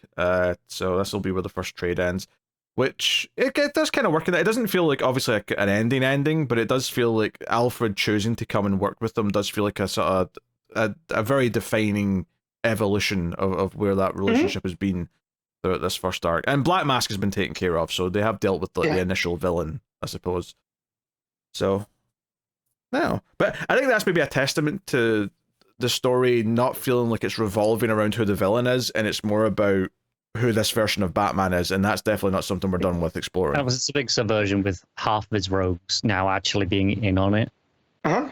Well, that's actually another good point that happens in here, is that Batman goes to Croc, Wayland, and says, "Hey, I'm Batman. I need your help." And it turns out everyone else in the group finds out, and he's like, "Yeah." Riddler says he figured it out weeks ago. Of course he didn't. Yeah. I got a chuckle out of that. Is he claiming that you already figured it out? It's just like that kind of means that we won't ever get these become the rogues. I don't think. If we do, it'll be a very, very, very different relationship. Yeah, very different for sure. Yeah. Well, one of the big things I was talking about a few issues ago was this idea that he was using this weird group of friends that he has because they all still kind of have ties to like what they have in the regular universe. But Harvey's still a lawyer, so he has ties to the justice system. Like Oswald is like someone who works with organized crime, and Riddler's still doing stuff with his tech. It kind of feels like he's getting all this intel from all these various locations because he's connected to these insiders, rather than them just being villains. It's more likely now that this is his team. Like this is his, like instead of having Bat family. Yeah, instead of having Oracle and Robins, he's got these guys instead. Although eventually, I expect there's going to be at least one absolute Robin. Now, who that Robin is open for debate. I don't know, like how that goes. I don't know how you bring a Robin into this version of Batman. I don't think you do it as a kid. I think you do it as a partner. Is what I think. Why don't you do a kid, but you do like a kid who's like, like 16 rather than definitely the kid who just punted off the boat. Yeah, I was gonna say, Pete, this is a universe where kids get punted off of boats. You cannot bring a kid into the absolute universe fight. I'm saying someone who's never mind. While he's a kid, ignore me. Yeah, in their teens, like verging on like almost being an adult. So it's not about that age. I definitely can see it more being the Batman Forever kind of older Robin that stumbles across them, But also, don't think we also got Catwoman, and maybe like if he's gonna have a partner, maybe it's gonna be Selina in this, right? It'll be Batman and Catwoman instead of Batman and Robin. I mean, I don't know if they'll go that way because I mean, I don't see why Catwoman's like frenemy or like romantic tension or anything like that is going to have to be anything different because there's no Robin. Like, I don't think it's going to like redefine as like this universe's version of the Robin. It'll just be this. She'll still just be this universe's Catwoman. If that makes sense. Well, that's what I'm saying. But maybe in this universe we don't need because he has this partner that he gets at in Selina. You know what I mean? No, I just think that they will not be able to resist having a story where there's an absolute Robin because they can market it as this storyline is where we introduce absolute Robin. They're going to do it. I hope it is the Squid Kid. It's not a squid. It's not the Splatoon kid. No, I was trying to think. What was the video game of the squids? What's the one where they become squids? I do not know. You're a squid now. You're a kid now. I don't know. It's a Nintendo thing. That's not my area of expertise. Anyways, this epilogue that's super creepy. Oh yeah, the epilogue, of course. What is this? Well, this is obviously we teased this Joker who does not laugh before. Yes. It seems like he's hooked up to something. So is this supposed to be Joker then? Well, yeah. Okay. Look at the eyes. 100% this Joker. Yeah, it's Joker. But the guys to reporting to him is like, hey, the whole party animal thing's not went down well in Gotham. We've hit a snag, and Joker's final line is "Get Bane," and we just were talking in the solicits about how Bane's on the cover for one of the issues. So he seems to have a few like Ra's al Ghul elements, like with the immortality. Like he's draining the life from these things because obviously he's like withered hands, and then it's a young hand on the last page. It looks like he has blood boys. Yeah, well, it does have blood boys, but it looks like he was white Joker-esque before he rejuvenated. So it seems like he looks normal when he's been rejuvenated with these Lazarus babies that he's sucking life out of. I think, like, especially knowing Snyder, this might legitimately be like an ancient vampire Joker. Oh, maybe. But I think it's interesting though that when time passes and he needs to rejuvenate again, he looks more like classic Joker because he goes white. Yeah. I think that's an interesting little touch, but maybe Absolute Robin's one of these blood babies. Every time we see anything remotely possible, we're guessing it's Absolute Robin now. It's a bit. Okay. Maybe Robin has a nice ring to it. Yeah, blood baby. All right, Matt, what are you giving Absolute Batman? I'm gonna give this an 8.5, and the extra 0.5 is for punting the kid. All right, so that's where we're gonna go. Whoa, look at that truck. Connor, what are you giving Absolute Batman? I'm giving it a 7. I had fun with it. I think it's pretty good. Yeah, solid 8 out of 10 for me. I like a lot of what it's doing. Listen to that truck. Quality stuff today. Alright. Detective Comics 1095, Tom Taylor writing and MIkel Janin on the art. So the previous issue ended with Bruce getting the letter from Asima, whose name I totally remember before they say it in the issue that I'm reading. Good job it's on the first panel this time, isn't it? Yeah, which was helpful, I admit, but I wasn't looking at that yet, so I had to think about it. And the start of this issue kind of teases, like, okay, what was in the letter? Why is Bruce, like, so moody? Moodier than usual, one might say. And they do a fun little thing here where there's, like, the back computer saying, hey, like, perimeter has been breached, or like, something's, like, putting pressure on the door. And then it mentions that there's now 3 tons of pressure, and I'm like, what is this? What is causing 3 tons of pressure? Like, what's trying to break into the main manor, rather? And I actually liked the reveal that it was Superman, because it was like, oh, it's okay. That actually just makes sense. Okay, because I just assumed it was a villain of some kind or something. So that was like a nice little reveal. But what I liked about this opening is the idea that it's basically just everyone trying to talk to Batman about what he's just learned in the letter. Oracle tries talking to him, Superman tries to come and see him, Leslie Tompkins is at the door and demanding to see him, and ultimately she's the one that's able to talk her way in to actually talk to him. But it really builds up the idea that whatever he's just learned from this letter is hitting him, and everyone wants to talk to him because they know he's going through a lot, but he's refusing the help, which is very in character for Batman. And what it turns out to be is the proof of the fact that Thomas Wayne treated Joe Chill and saved his life after an accident, which obviously we knew as the audience from the first issue of the arc. And Batman starts to question all the things that we naturally worried about and questioned ourselves, which is, does this mean he intentionally went after the Waynes? Does it mean this? Does it mean that? And I appreciate that Batman just goes to Joe Chill for answers. You know, he just goes there. Goes to see him. You know, there's even a moment where he fantasizes beating the shit out of him, but he doesn't do it. He keeps his cool, keeps calm, and basically just asks about, hey, you were in an accident, and Joe Chill, and there's no reason to think that he's lying here. When Batman asks, like, do you know who, like, the surgeon who operated on you, and Joe Chill says he has no idea. He has no idea who fixed him, and it's kind of left there. So it kind of, like, you know, it very quickly addresses what perhaps many of us were worried about with what they were going to do here, of Joe Chill wanting revenge of some kind. Yeah, I still kind of hate we had to spend like half an issue almost just doing this, because I'm like, it feels like such an unnecessary thing to introduce to then do it for this issue, because they know that we're all going to be hating it, and I'm like, oh, okay, I'm glad it's over with, but I didn't enjoy it. Well, I actually like a lot of the first half of this issue though, because I think the way it builds up to like Batman, like the way he's like ignoring everyone and refusing to talk to anyone about it, I think was a good way of showing how much it's eating at him. And I think the reason why we spend this half of the issue doing this, and what's potentially interesting coming out of this, is that I think, and I was surprised it didn't confirm it actually, because I thought the issue was going to end with this, but it seems like Joe Chill possibly has been murdered by Asima by the end of the issue. Maybe just kidnapped or whatever, but Asima shows up to confront Joe Chill. And I do think it's maybe interesting to see how Batman will react to the idea that Joe Chill's become a victim of a serial killer. I have to assume he's still alive because for the sake of the story, the idea that he has to now save Joe Chill. Yeah, that works too. His father did.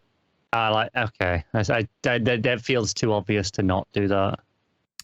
I could see it being that too. That's true. I think in the moment though, I was assuming that okay, the killer's here to kill Chill, and I assumed that the issue would reveal by the end that he was dead. So the fact that they've not done that, yeah, probably suggests that he has just been kidnapped or whatever.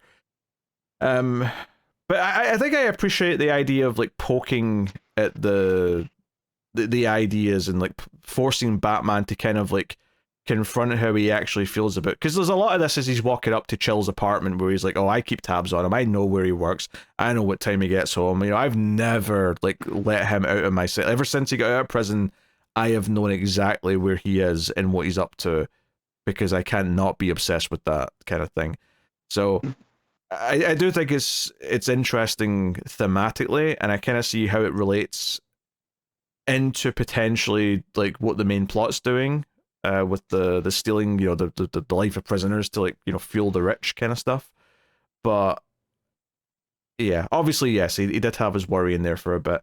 But as I kind of like expected when I said, oh, I'm going to trust in him and see what he does with it, is that the execution here of what actually happens, I think, is mostly really good. And I don't find myself going, oh, he was like dangling bait in front of us like overly, because ultimately, other than like that flashback in the first issue, and then like the one kind of like bit where they came and put the flowers on the you know, the front gate when the memorial was there after the death of the Waynes, it's not been something they've been hitting us repeatedly over the head with. It's not like every issue has been bringing this up of like, oh, you know, Jonathan Wayne working on Joe Chill, like we're still dealing with that. It's been kind of, it was set up, where it was left to linger in the background, and now we get this.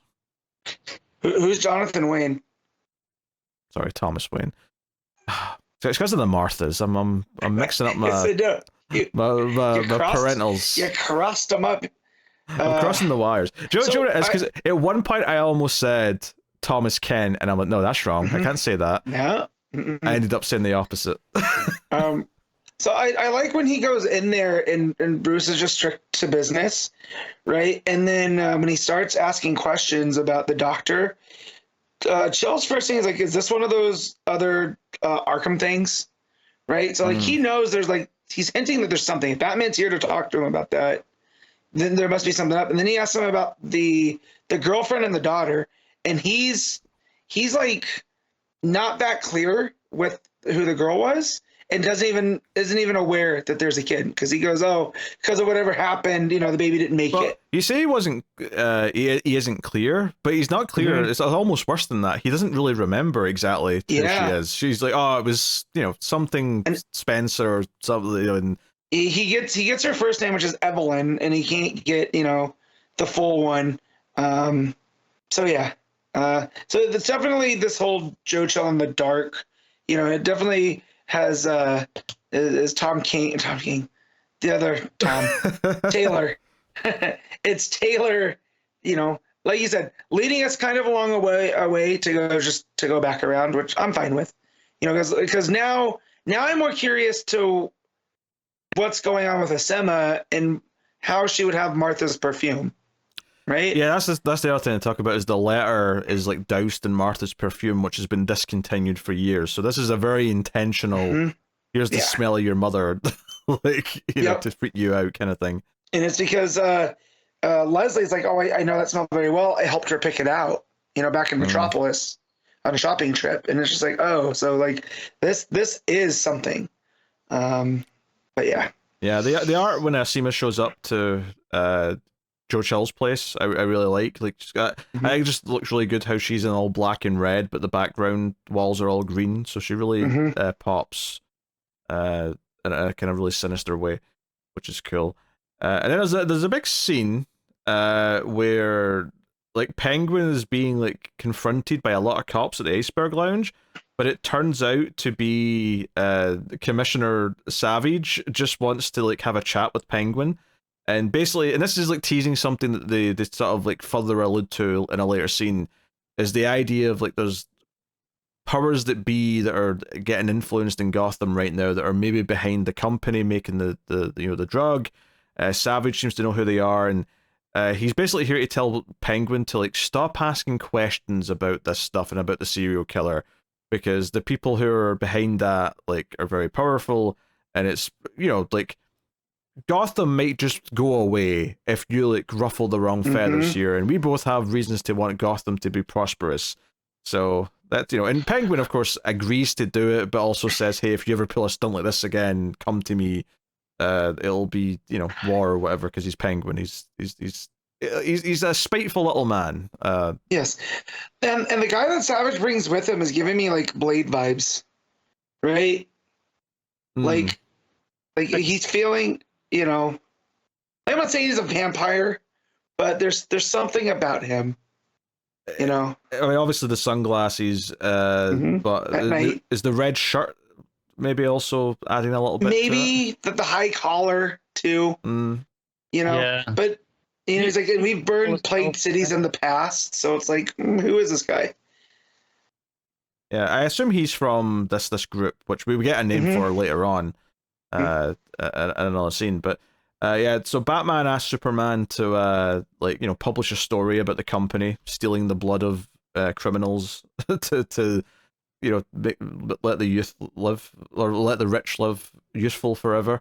And the next day, Bruce calls Scarlet. Okay, yeah. I'm surprised that I remembered that. And he's like, did you know? And she's like, I didn't know at first, but he's like, did you know when you gave me my first treatment? And she just gets all quiet. I actually love the reveal here that he was standing in his Batman outfit just with the cowl off, because that was like a nice little, like, no, I won't say a twist, but it was like a cool little reveal at the end of the page. Yeah, it looks like he's just wearing a turtleneck. Yeah, we've seen Bruce in turtlenecks, so. And I'm like, Bruce, what if you stumble and the camera accidentally points down for a second? Like, you're going to have a lot of explaining to do. He's Batman. He's not going to stumble. I mean, more of him worried where he was perched at stumbling. You know? Oh, true. He's standing on the letter on the side of the building. Because that's the thing. He's like literally outside of her window right now. Lucky she doesn't have the windows open and can't just hear him outside. Like, can I hear you? Echo? That's weird. I'm getting like a double kind of sound happening here. So yeah, Batman like then jumps in to like confront her as Batman to like sort of like, you know, deal with this company doing this. And very quickly, when he starts asking questions about like what's going on, she kind of gets scared and says, "Hey, they're watching. Like, you know, we can't talk about this or whatever." And then like a red alarm goes off, right? Like a red alert on Star Trek, and Batman's like, "Who's watching?" And she just says, "Elixir." So we've got this new villainous group that are being built up here, because this is a Sorry. Then the office just explodes. Yes, then there's an explosion. So they want to cover their tracks, seemingly. But yeah, this is effectively the end of this first arc. So we're kind of like segueing into like Elixir being this villainous entity that we're dealing with. But interesting though that it's still very entwined, because this is not the end of Asima. We've not wrapped up that plot or the serial killer idea of it. All that's still in play. This is just very much kind of like the middle, or assuming it's even halfway, it may not be, but it's somewhere in the middle of a longer ongoing story. Yeah, I don't feel like this is really part like the end of an arc. I think that's a bit. It might be the end of a certain amount of issues. At the end of the trade is really what I mean. Yeah, because it's disingenuous for the end of an arc, I think, because it's not, nothing is wrapped up. Nothing feels like a neat bit of that's that part of the story. I guess what I'm saying is that I'm not convinced that the next issue is going to be Mercy of the Father Part 7. I expect that the next one is going to have a different title. Mm-hmm. Possibly, yeah. Even if technically it feels like it's still running on, because the subject of like you say, if we get more resolution with this Joe Chill stuff where Batman has to save him, it feels like that would still feel part of Mercy of the Father thematically, even if they've technically moved on to a different name at that point. But no, MIkel Janin's art is generally pretty great as it usually is. Usually, yeah. Plays a lot with color schemes. I think it does a good job. Like even just something as simple as Scarlet's like silence when she can't answer the question about knowing about the drug. It tells you what you need to know. Like the art gives you like the same reaction that Bruce gives, where it's like, oh, there you go. Like you've just admitted without saying it. So the fact that the art's able to do that is a really good sign. So that's cool. As for this group, I think this idea that someone like Penguin should be worried about them and didn't even know about them, but now he's been told, hey, there's this group that you should not piss off. And then we've got this thing at the end here where she's scared to like talk because they're listening. Like I think it's a decent job of building up who they are. Admittedly, like right now all we have is a name and the idea that this sort of like entity that's scary and they're always around. You could argue that's a little similar to the Court of Owls, but I mean we have very little to go on right now to like separate them. Well, it feels more to me like the League of Assassins or the League of Shadows or whatever. You're talking about plague cities being burned down. They're called Elixir, which is, has, it makes you think of health and that kind of stuff. The drug is called Sangral, which is like, blood, So there's just all these different things at play here. Maybe and that's again, it's why you're thinking Blade as well. There's a lot of like vampirism. Yeah. There's a lot of vampire stuff here. I mean, Asema is a type of vampire from folklore. But they even say on the news report that's like quoting Clark's article, they even say, oh, they're like basically they're this company's now been referred to as a modern version of vampirism. Like this is like the first time there's been real vampirism in humans is what they're doing. But this it's definitely based off that one rich dude who blood babies his kid. Yep. Who's very litigious, so I'm not going to say his name. Yes. Yeah, I mean, I actually really like most of this issue. Like, there's this small little thing of like, yeah, obviously, like when they first brought up the whole Joe Chill thing, I was like, okay, what are we doing here? But for the most part, like just from the perspective of like seeing how Batman reacts to the possibility of it, the way he acts around it, and the way he just goes and gets some straight answers, and the answer is pretty straight. Like there's no like trying to like tease it out or milk it anymore. It's very straightforward and like ask him a simple question, gets a simple answer that feels very genuine. It doesn't feel like there's any trickery here or Joe Chill's like hiding something that's going to be like twisted later. He's a to the point dirtbag, right? Joe Chill's done a lot of bad things, right? But the worst thing he did was kill the Waynes, right? And the fact that he's even out of jail or whatever, so Taylor displaying that here where, Bruce always has kept tabs on him, but he hasn't done anything of note ever since. So, but I'm glad it's out of the way now. We don't have to worry about that anymore. He doesn't even know he had a kid. Which I actually really like that he's never really done much that's notable. At least, I mean, I'm sure there's some stories, but like nothing that's stuck canon-wise that anyone remembers. Because it just kind of like further emphasizes just how much of a nobody he is and how just like, he's a nothing criminal. Unless he's just random nobody. Yeah, and it's one of those things where no good deed goes unpunished, right? Whereas Thomas Wayne saved him because he felt he needed to as a doctor, and that decision would, years down the line, end up coming back. So it's just one of those things like Gotham. It's just Gotham. It's just the chaos and random and everything else. So I like now that again we're out of it, but I do appreciate the way that Taylor handled it. Yeah, which I think when it first came up, that was kind of my expectation, is that he's probably not going to do any of the bad things that could happen here, and it'll be written fairly well. But now that we're past kind of the worrying element of it, I don't think it's the last we're going to bring up Chill, because like we say, we obviously have that Asema scene that'll lead to something, but There's no worries anymore, as far as that's concerned. So, yeah. Oh my god, I know what she's gonna do. She's gonna give him some of that serum. It's gonna make him look young, like he did when Bruce was a kid. And Bruce is gonna have a hard time. To be fair, I don't think it's because Bruce hasn't looked younger because of the treatment, right? He's felt better. He's been physically in better shape. I don't know if he's looked younger per se, has he? Not yet. Let's see. Well, he's not continuing the treatment now, obviously. So No. But I'm talking about Joe Chill. Let's see because she takes off with him. You know, I have to assume that she's not going to kill him.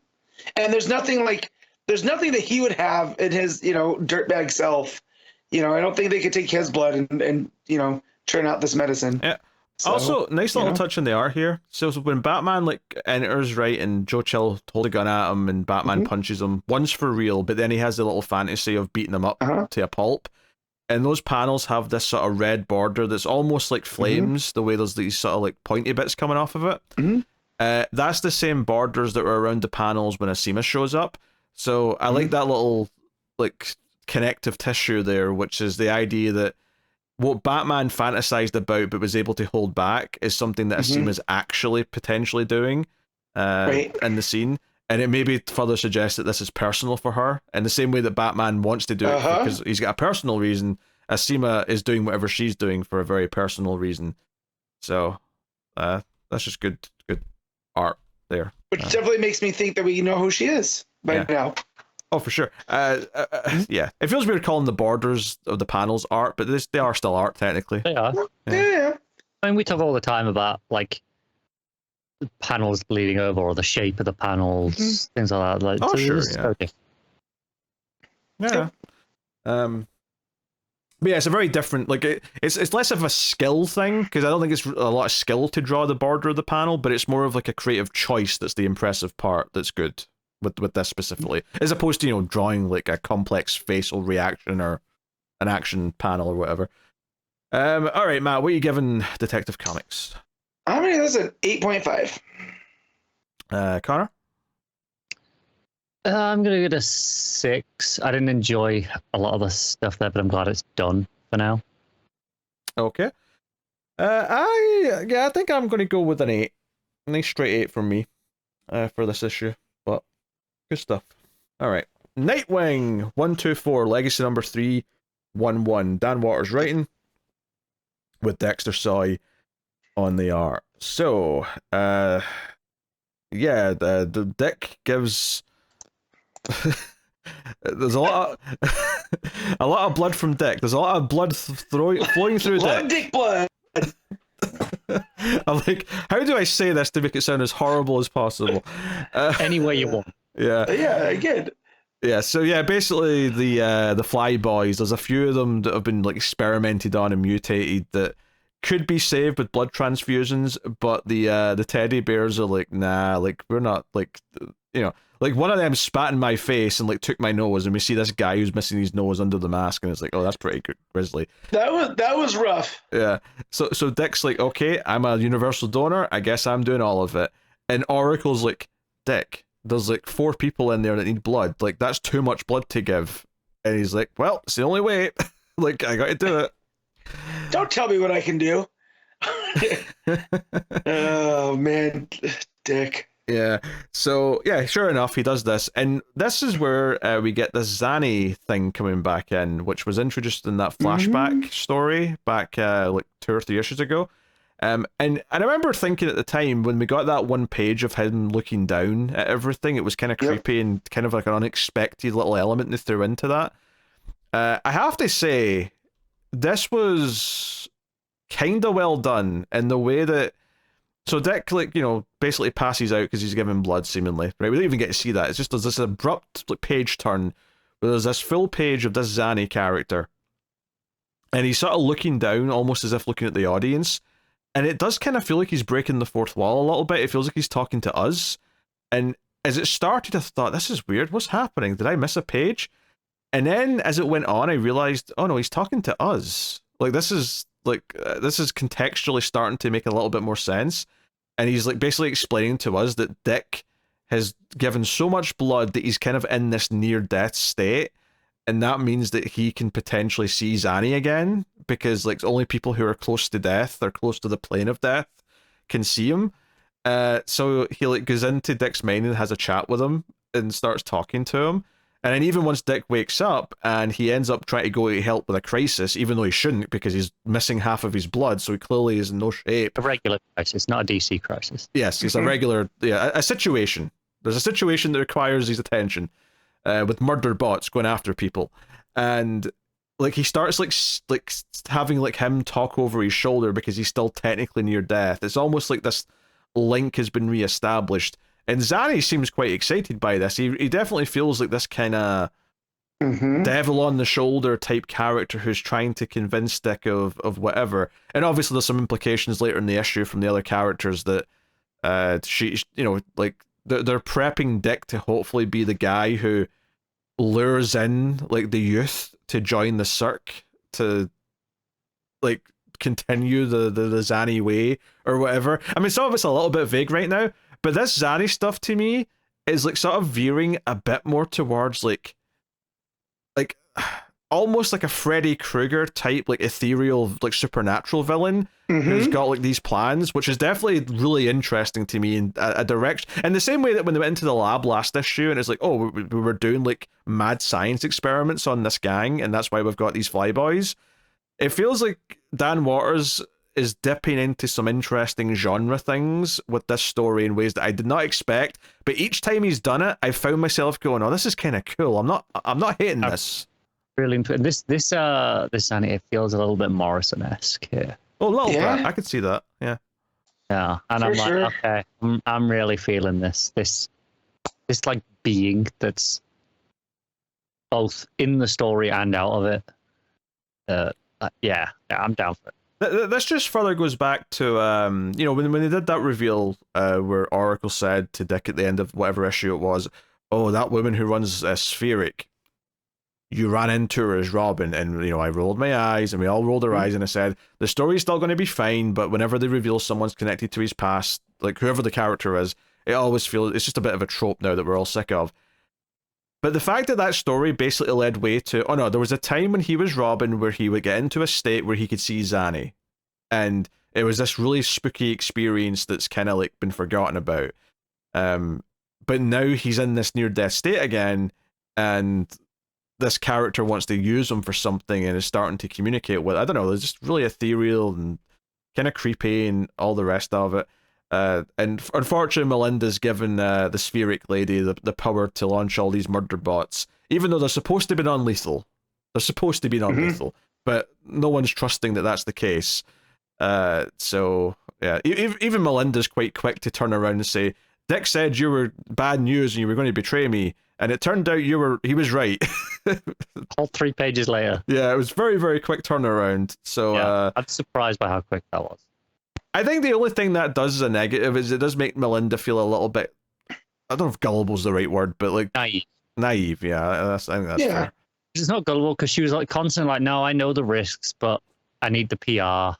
This is like I have to." Yeah, she's there. There is a guy running against her. We saw in the last issue that's trying to make the move. So, so of course she's gonna unleash these Ed 209s across Bloodhaven. Yeah, they're piloted by bunnies. That's right. Yeah, I'd forgotten about that until Dick mentioned it in a panel where he's like, "Oh, there's a test animal in there," and I'm like, "Oh, that's right. Yeah, we saw that." Well, let's see him. Giant scary elephant. Like this evil circus, and then to explain that, because that you just jump to that without context. So yeah, Dick keeps seeing visions of things to go along with Zanny, because Zanny's like on the back of the motorbike with them, like talking in his ear. And basically just like, enjoying like, that everything's fun and games. The world is like chaos. And there's this great panel where like half of the street is like the Cirque version of the city where there's like big tops and like the ground's all kind of broken up, and it's just very, I know, it's a really cool panel, and kind of just sticks in your brain. But when he's fighting the big mech and he shows up to try and protect the teddy bears, Dick hallucinates and sees a giant circus elephant, although a very mean-looking circus elephant. It looks really sinister. Yeah, the red eyes really goes along. The red eyes, but I think it's quite pale. but not like it's not like an albino. It's like just like pale gray. Yeah. Like Yeah. it's got like a symbol on its forehead. Yeah. So as this is playing out, Melinda, of course, is like started to turn on the spheric lady, and she starts saying, "Oh, when I was a youth, I was a lonely little girl, and I ran off and joined the Cirque, and blah blah blah." And she's basically explaining that this is all about like someone needs to lead all the children to Nightwing, and she starts like taking off her face, and we don't get to see really like they sort of hide it from us, but I'm like, but she pulls off her face. That already is like a visual in itself. Well, I mean, she is holding it when she's talking to Melinda. Yeah, we see her from behind, and she's holding her face in her hand. Yeah. And I'm like, do you know what this is making me think of? And Connor will get this. There's a moment in Twin Peaks season 3 where someone just pulls their face off randomly. Yeah. And I'm like, oh, I'm getting Lynch vibes from this moment. Yes. Yeah. This is sort of creepy. So Zani says that she's the Columbina, which is another version of one of these like clown or jesters from the Italian circus. Oh, the spirit lady says that. Yeah. Well, she says that, but Zani says that to Dick. She goes, "Oh, Olivia, our wonderful Columbina." That's right. Right. Yeah. And then so she's talking about a family and that they need a ringmaster, right, to lead the youth. And it's almost like, what is going on with this dark circus? Yeah, well, are they trying to kidnap kids? Like, what are we doing? Well, that's the thing. So they're sort of like talking about Dick potentially being this like chosen one who's going to be able to lead the youth to the Cirque. So the idea that there's like a sort of like evil, like supernatural circus that's going to be a factor here is a really interesting villain for Dick to deal with. So that's cool. But earlier on in the issue, when they were debating about helping the Flyboys and the Teddies were saying, no, they've tried to kill us, blah, blah, blah. There's the younger kid who said, this is stupid. Why are we all still fighting? Dick's done, or doesn't know he's Dick. And Nightwing has done everything he can to try and like help us all, but we're still obsessed with fighting. And it sounds like he's, sticking up for like Dick's point of view, and Dick's kind of proud of him.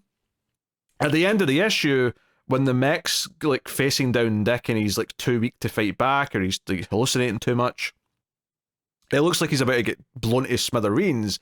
And out of nowhere, there's some gunshots from off panel, and you're like, okay, who shot the mech down? Like, who did this? Also, it's not a very effective mech if a regular handgun can just go through the shell, but whatever. That's the minor quibble. But the last page reveals that it was that kid, and that kid has put like a Nightwing logo over the top of his teddy bear logo on his shoulder, and he calls Nightwing boss, and Nightwing's like, boss? And that's literally the end of the issue, is him questioning that.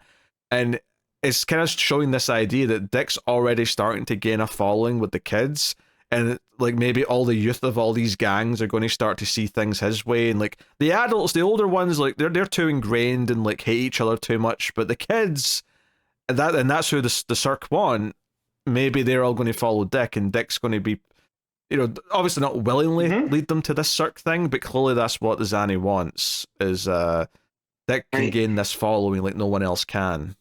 It's interesting. This is definitely going places, and I could never have predicted any of this, but it also doesn't feel like it's betraying anything that it did before either. So it's very good storytelling in that sense. Yeah, it's they know the Cirque du Soleil know how much Bloodhaven means to Dick at this point, right? So he's almost like the right person that they can use to get whatever they need. So if they need all of these soldiers, all of these kids, for whatever, them going through and getting rid of all of the leaders and whatever leads to this power vacuum, and knowing that Dick wouldn't want that, right? It's almost like they're playing him along, like they're puppeteering him. I was going to say puppeteer because it feels like pulling the strings almost, and using Dick's position in the city to like get, and that's, don't forget as well, this idea that kids run away and join the Cirque du Soleil.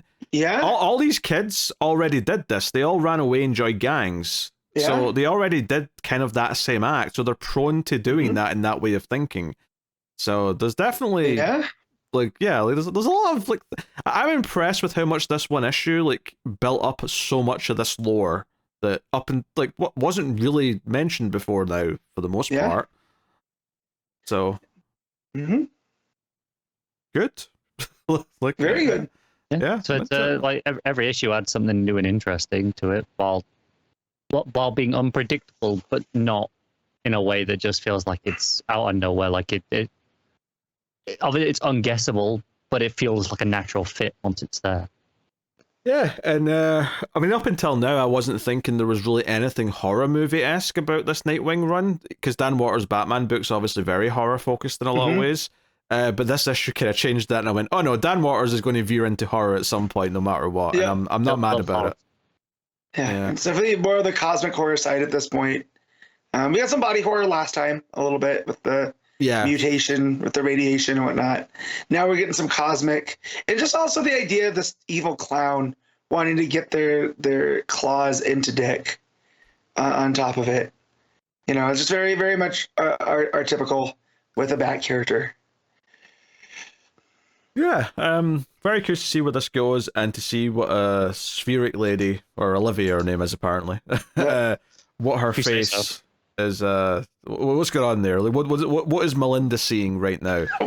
God, I hope she has Juggalo makeup on, because I just keep thinking of the Dark Carnival. Like, what's that, Connor? I think there'd be something really effective in never showing us, just seeing the horrified reactions of other people. Yeah, I think what would be interesting is have Melinda try to describe what she saw and struggle, and just maybe leave it at that. But I suspect they'll probably show us, if I was to guess. Probably, but I feel like whatever they show us won't be as effective as just hiding it. Yeah, that's fair. Hey, if they just show us what I saw in Twin Peaks season 3, that'll work. That will work, yeah. That'll work just fine. So, yes, yeah. Plus, also, let's not also just gloss over the fact that there's like a 12-year-old holding a gun. Obviously, he didn't shoot a person or anything, but it's still not a nice visual by any means. On that last page, so there is like a real world horror element to that of like this. I mean, this kid just saved me, but he's also holding a gun that he just fired. So, like, you know, there's layers to some of this stuff, which is nice. Yeah, no, really good stuff. Matt, what are you giving Nightwing? I'm gonna give this a 9. You know, I find it hard to disagree with that. I'm also going to give it a 9. Connor? Makes me sound really negative when I'm going to give it an 8, but it's like... No. That's fine. Hey, on your scale, does it sound too bad? Yeah, that's true. That's too positive, you're too harsh, I'm the creamy middle. Never say that again.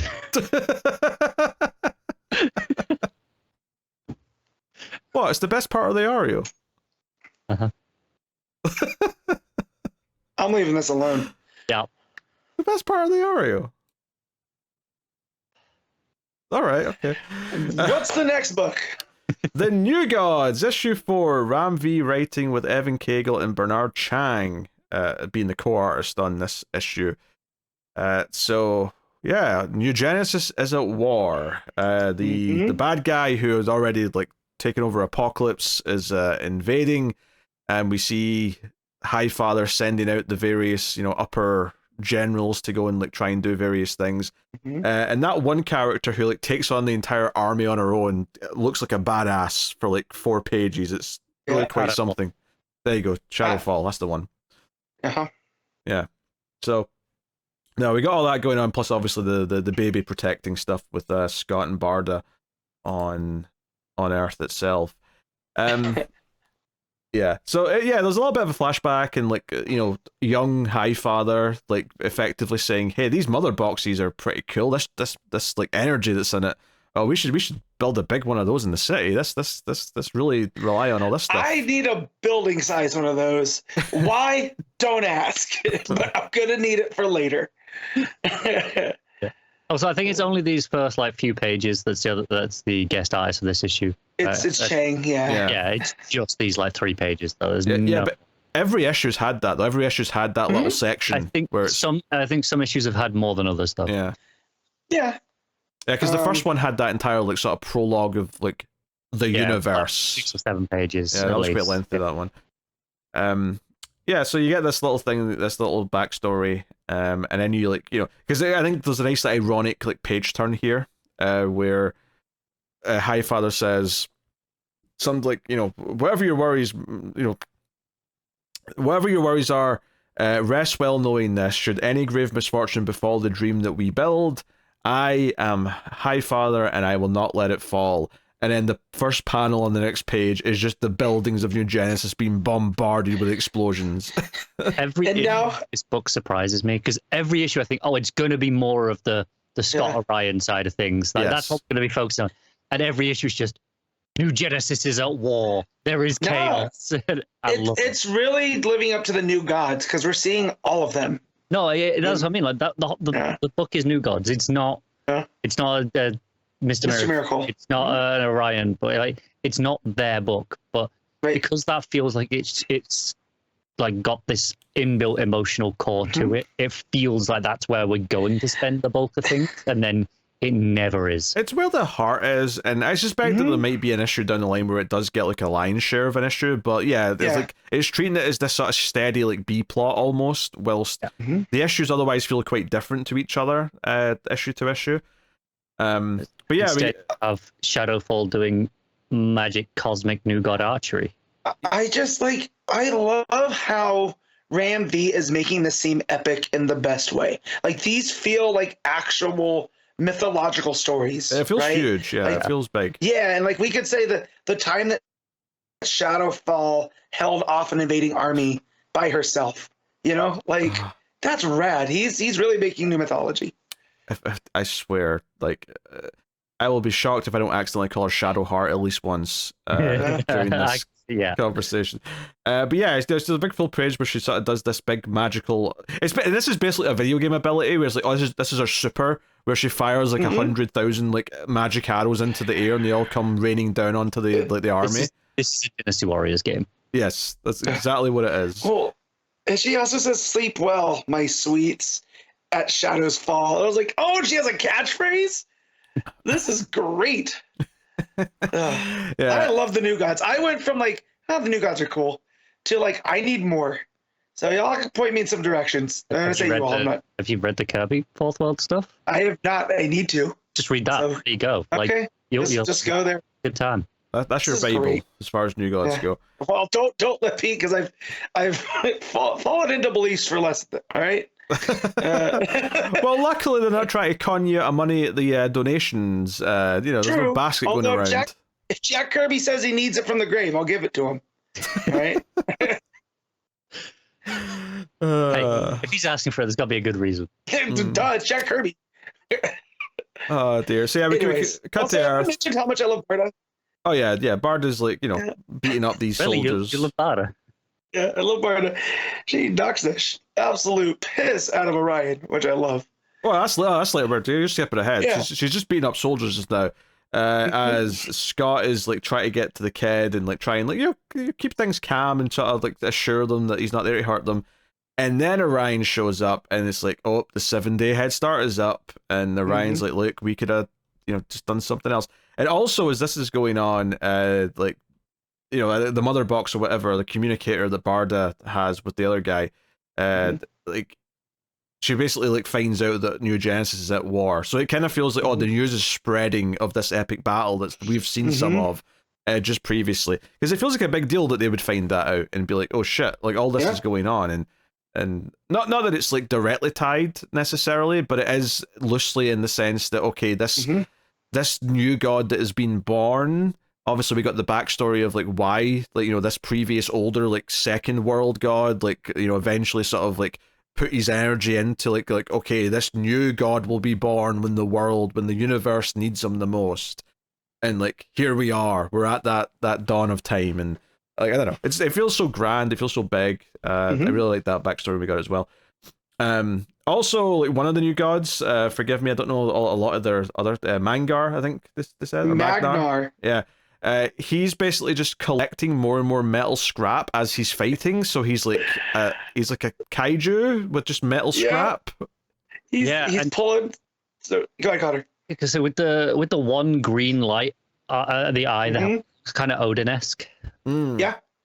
That's it. Well, and on top of that, right? So Magnar can control magnetism, right? Literally in the name. So he's taking scraps of these ships that they're destroying, and then making this big like kaiju golem out of it and uses it to smash them. And like Connor said, it is very Odin-esque because the single eye, right? And again, it feels like another one of these epic big things. Like the time Magnar built a suit of armor from scraps of down ships. Here, though, that you can still like you can see all the scrap, but it's still recognizably a body. You can still see a head. Yep. You can make out a face. Enough features in the scrap, but yeah, so good. Yeah, and then Carrick, who's the big bad guy coming for New Genesis, he is like willing to sacrifice ships and like men and whatever. Has no regard for the life of anyone, which makes sense because he's just this villain who wants to take over these New God planets. But I think it's interesting to me because they kind of state this out loud from both sides of the characters who are in this war, where it's like, okay, Carrick has a giant army. He has endless amounts of ships and people to throw at them. But the new gods on New Genesis do have more power, like individually. And right now they're able to fight them off. Like Shadowfall's doing a fine job with all these grunts that are landing first. But you do wonder, is there a point where the numbers just eventually are able to like wear them down and win? And there's a whole thing here where like the ship gets blasted out of the sky, or it's coming out of the sky, and it says Shadowfall like gets their big giant magical crossbow ready, and just there's a full page of the beam going through the ship. It's just a beautiful, again, really big, really epic, all that stuff. Yeah, and Carrick has his words, right, where he goes, we'll lose a lot of ships, and he goes, yeah, some will crash and burn, but those who do not, we will have landed. And then he just sends a ship dead at Shadowfall, right? And that's where she unleashes that, but those other two get through. Yeah. And it feels like this big, it feels like we're watching an actual war go on. Yeah, very good stuff. Then we go back to Earth, and Bard is kicking the shit out of Orion. It's a whole thing. But less talking, more fighting. I love her. She's great. With the classic kapow sound effects as well. Yeah. Oh, of course.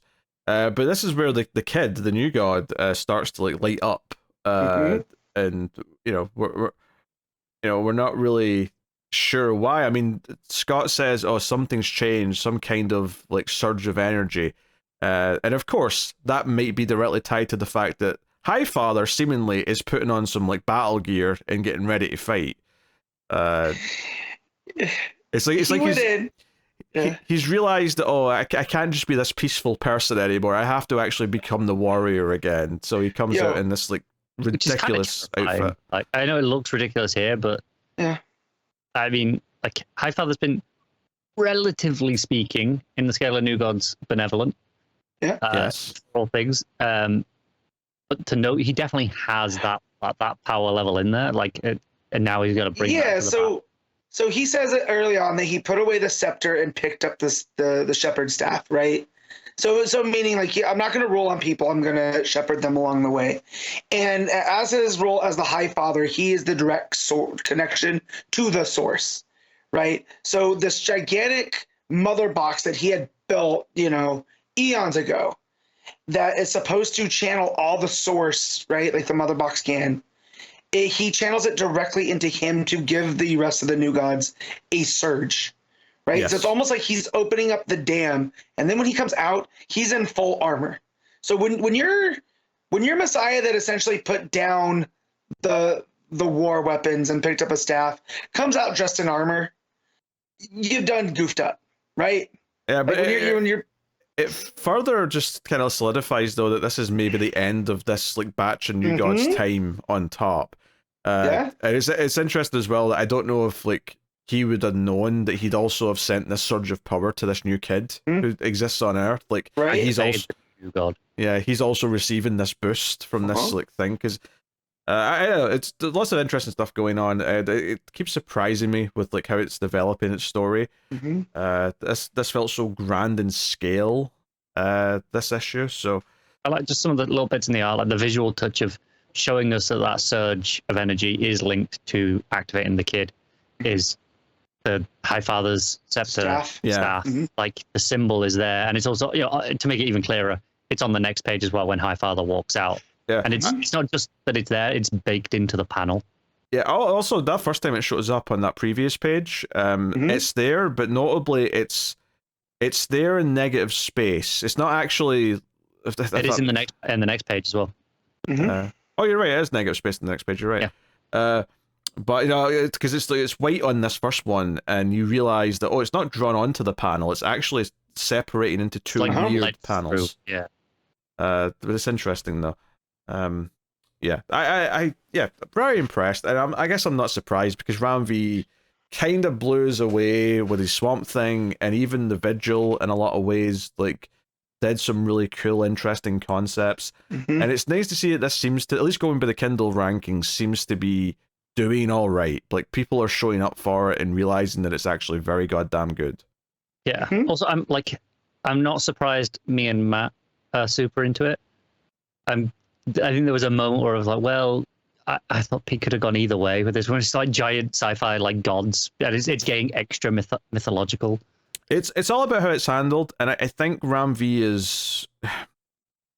he has a way of conveying the information that works and makes it feel big and grand. And even if I can't name you all the C-list new gods that might pop up in the background, it doesn't matter as far as understanding the intent of the story. You just got Cagle's excellent art, just doing so obviously you got everything from the big battles, but then the small things, when Orion shows up on Earth and he's walking towards it, and he's got his rod, and it's carving through the cement as he drags it, but it also goes into his face on the panel underneath, carved through his mask as well.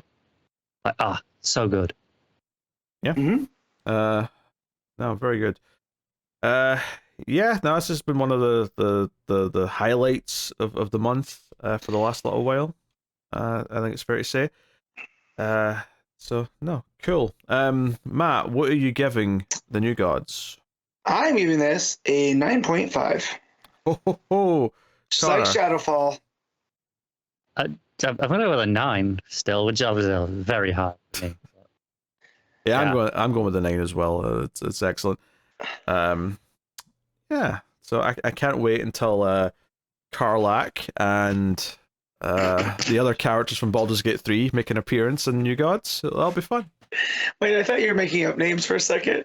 No. New gods that you're making up names for. Shadowheart is one of the characters. Yeah, Gotcha. that's why I was worried I'd flub and say that name instead, because I kept thinking Shadowheart in my head. Shadowfall's so cool. And then Magnar made a kaiju out of parts. This is great. I love this book. Dear. All right. What are we on to now? Batman Superman World's Finest 37, Mark Waid writing with Adrián Gutiérrez on the art. Man, what a step down after the last book.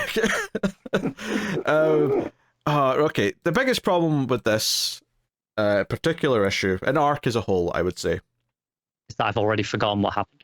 Well, that's fair.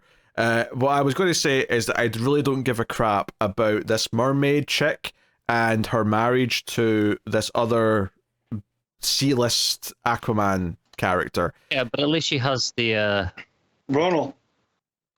Yeah, but she's got the name. It's like, what, Laurie Lamaris. Yeah. Exactly. It's another double L. Oh, that's what's important. That Clark dated someone briefly and she had the right initials for it. I fully believe that's what Waid thinks about. I just... so obviously they do this whole thing where she kisses Superman. Superman is shocked, pulls away and says, "You're married." And, Ronar? Was that his name? Ronald. I'm never going to remember that. Ronald sees it, gets upset, and, swims off. Actually, tries to hit Superman first. He breaks his scepter. That's a symbol of leadership. So, if you're one of these mermaid people, you're way more mad at him than the Atlanteans are at Aquaman. You've got to worship him as a god now. You've just done that. Yeah. I just so much of this, because this feels like it's the important part almost, and then Floronic Man and Swamp Thing are kind of trying to battle for control of Swamp Thing's body as well. That's going on, and that's fine. There's nothing wrong with that, but the conflict and the danger of this arc just was it was a little interesting when Floronic Man first showed up, but then it was it kind of just became this, and I don't know. It felt like a bit of an afterthought, and it was more about this, Ronald stuff that was going on. But yeah, we get like several scenes where, or several pages, I should say, where Ronald goes to talk to Aquaman as Mira talks to Laurie, and like it seems like, yeah, I'm not really mad at Superman. It's not his fault. I just got really upset because I always expected her to like ditch me eventually, and this just is like I mean, how do I compete? I knew she dated Superman once. Like, how am I supposed to compete with that? He's basically just a giant, like, insecure tit. It's really annoying. Stop being a wuss, bro. Like, you're the leader of your people, all right? Yeah. God, he sucked. I hated all this mermaid stuff. Yeah. Arthur has to I love give the Atlantis stuff. Yeah, this sucks. Arthur has to give him a pep talk and be like, "Hey, you're a ruler. Come on, like we have to go unite everyone and like make them feel comfortable and that we're good. No more war. Let's go do that." And yeah, because so you get those scenes in the middle, and then at the end, after the conflict's over, like Laurie goes to see him, and they have their whole heart to heart where they eventually embrace and all the rest of it. And all I could think was, I just don't care about these two characters. This very much feels like there's a couple of, I mean, D-listers feels generous, that Mark Waid remembers from one Silver Age story, and he really wanted to put them in something. And, you know, I said this last week when we did Aquaman issue 3. Brace yourself for this, Connor. But when Laurie showed up in that in a random role, and there was an editor's note saying, as seen recently in World's Finest, I was like, are you kidding me? We introduced her again because she's going to pop up? Look, I've not read issue Aquaman yet, but you've just made me significantly less excited.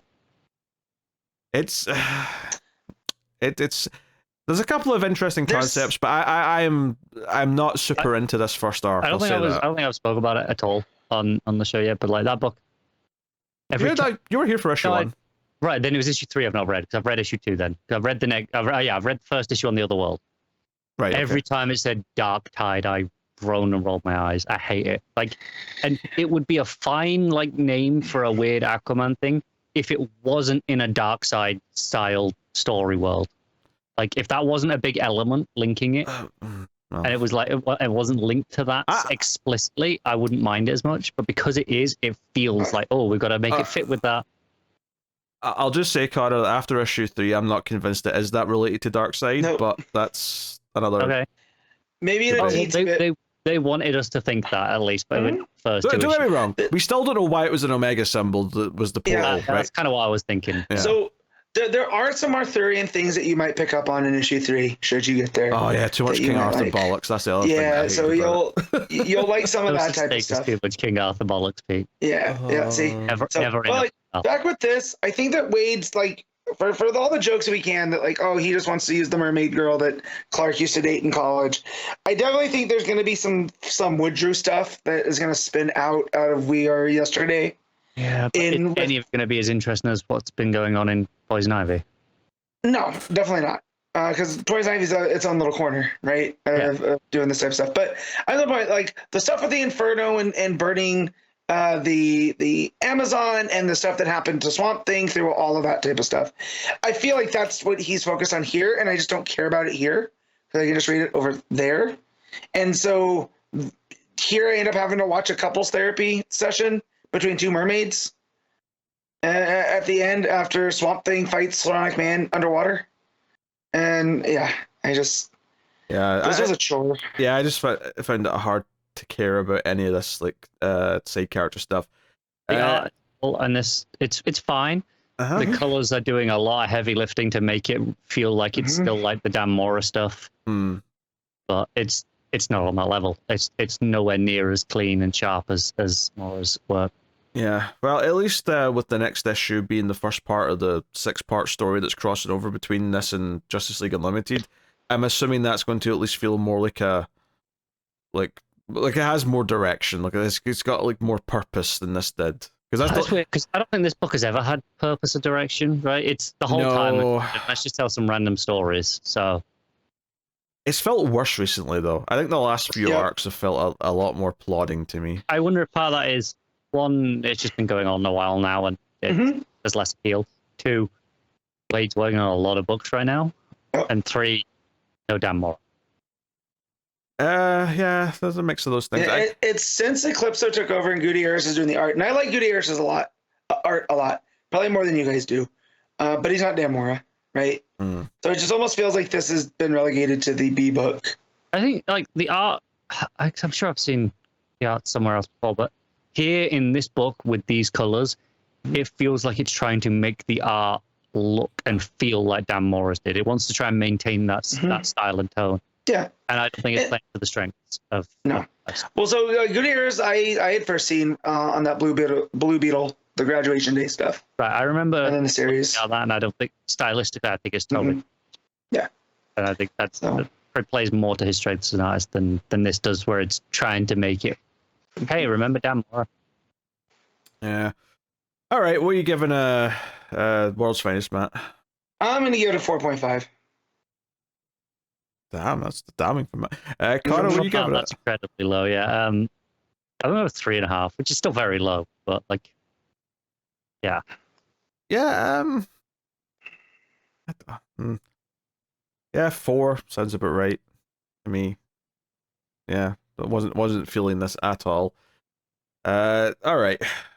Batman and Robin, Year 1, Issue 6. Mark Waid writing with Chris Samnee on the art. It's wild that Mark Waid has 2 books. Well, technically 3 this week with the other book, but with the Lex Luthor book. But these 2 books keep coming out in the same week, and it's like the worst thing Mark Waid's writing with the best thing Mark Waid's writing. Sorry. Talk about Whiplash. Samnee is a perfect creative partner for Waid. I think helps. I mean, yeah, that's true, but I do think the writing is better as well, though. I don't think it's just the fantastic art that's helping it. I think this has been a really interesting exploration of this early Batman and Robin relationship. Last issue ended with Dick being kidnapped by Gimraldi, and Batman sort of racing out to try and find him, and realizing quickly, like, there's a note left for him on the bike saying, we're waiting, Gimraldi. So, like, they tell him in uncertain terms. They use Robin as bait for Batman, but of course Dick doesn't tell them anything, and that's kind of fun. All that art in there, which they've done a bunch of times with this villain, but the blinds and the light coming through and the lines on his face and all that. Just a lot of good stuff that feels very sort of noir. But you got just a lot of action here with Batman sneaking into the building, causing distractions, saying that they've got like a weird lab where they're experimenting on people, and this guy turns into like a monster. And it's like, okay, are we doing like Monster Men stuff here? Is this kind of like going to like use some of that? I don't know. It felt like that book that we read from Jurgens. That was like the original Batman set in like the 30s.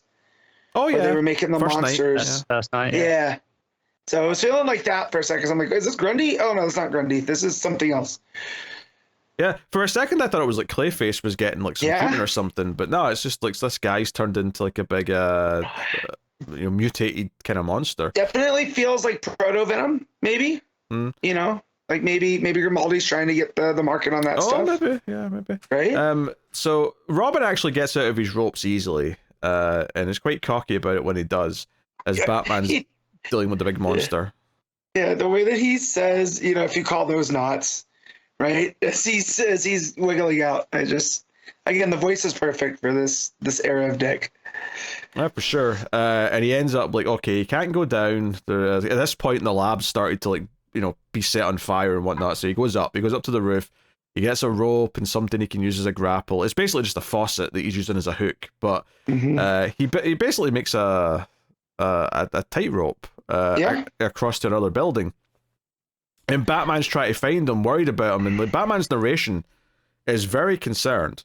Like, he is like on a warpath. He's like, if anything's happened to him, this is my fault. I've been lucky that he's not gotten hurt so far. And then he gets to where he's been held captive, and ultimately looks out the window and sees Robin just on a tightrope, and he's like, "Oh hey, what took you so long?" Like, and there's a smirk from Batman. Yeah, he obviously, he's happy that Robin was able to get himself at this. The worrying was effectively for nothing. And I really like the art in these couple of pages. Like that Waid panel shot of like Dick's just little silhouette standing on top of the building looking across to the other one is just a really good sense of perspective, I thought. Well, I thought he was going to John McClane it. I thought he was going to tie it to random. Yippee-ki-yay outside of the building. No, he does circus shit. Makes more sense. Yeah, he does circus shit. That makes much more sense. Yeah, because the scene that comes after where Batman like confronts him about all this, and Dick's like, all right, how much trouble am I in?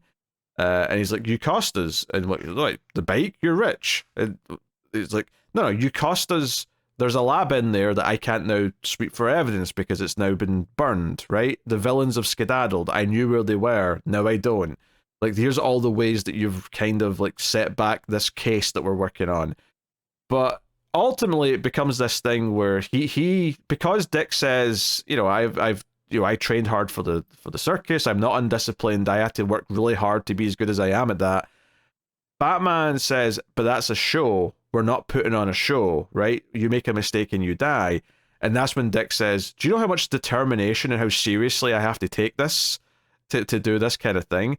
And then he sort of like finally snaps and starts talking about how, oh, because Zuko did this to my parents, I want to make sure that he can't do it to anyone else, and kind of like opens up. And ultimately this becomes less about Bruce giving him into trouble and Bruce being happy that Dick's finally kind of spoken about how he feels about everything, and is finally able to kind of like relate and say, that's exactly how I felt about my parents and so on. And this is the middle of the book, because this is a 12-issue book, and it felt like this was a nice midpoint kind of like bit of growth for this relationship, where maybe like now going forward there'll be a bit more trust between them and kind of forming what we think of as like in their prime Batman and Robin.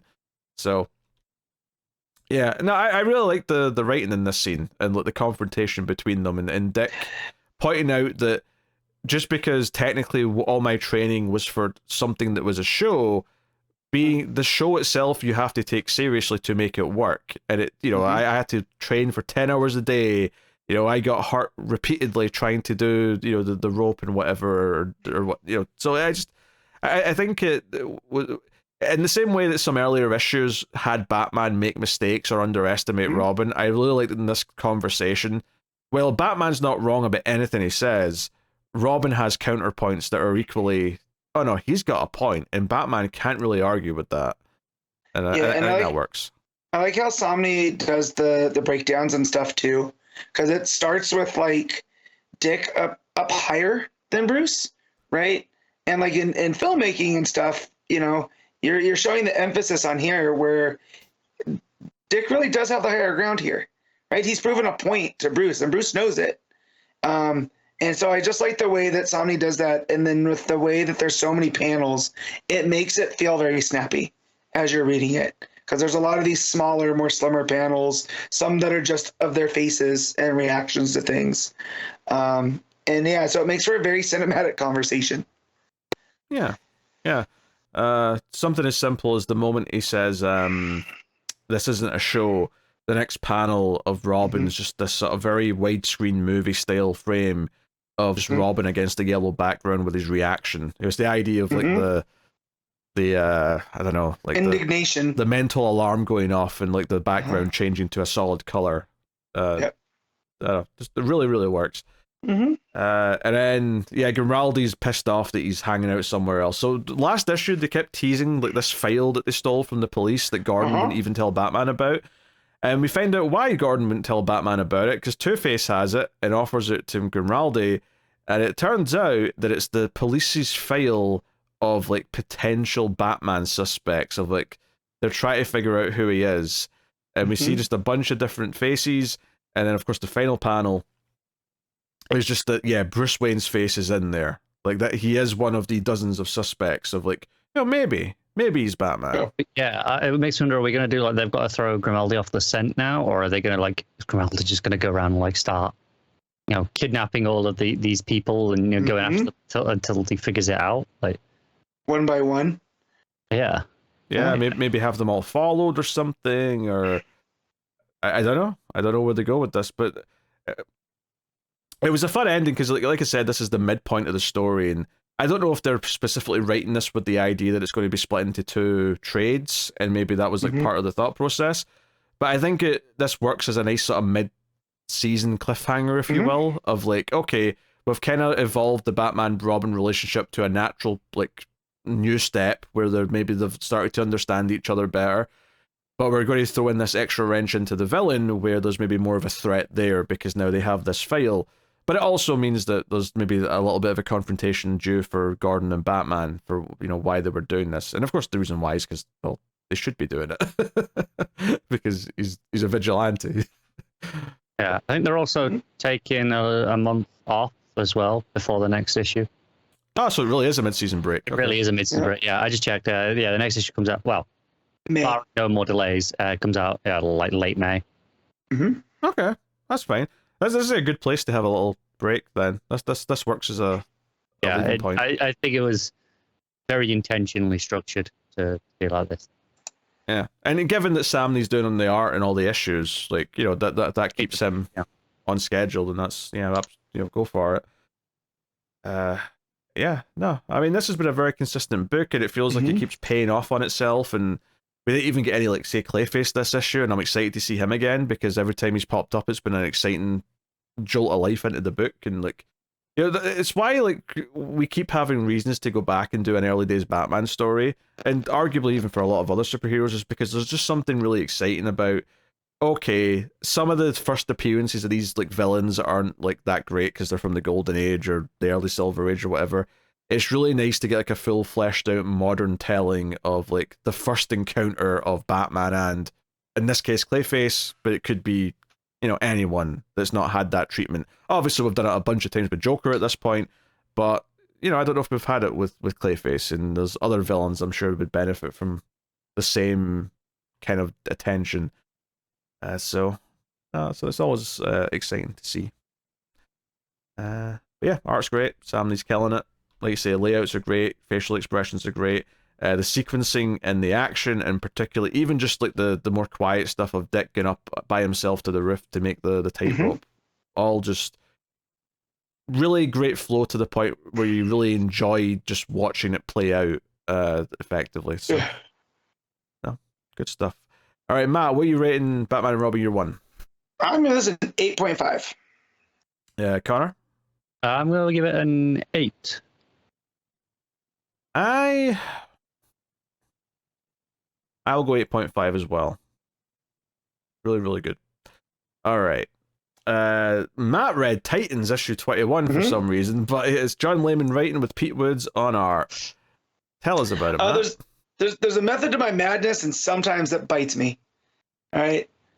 So I had stopped reading this. Well, not fully, right?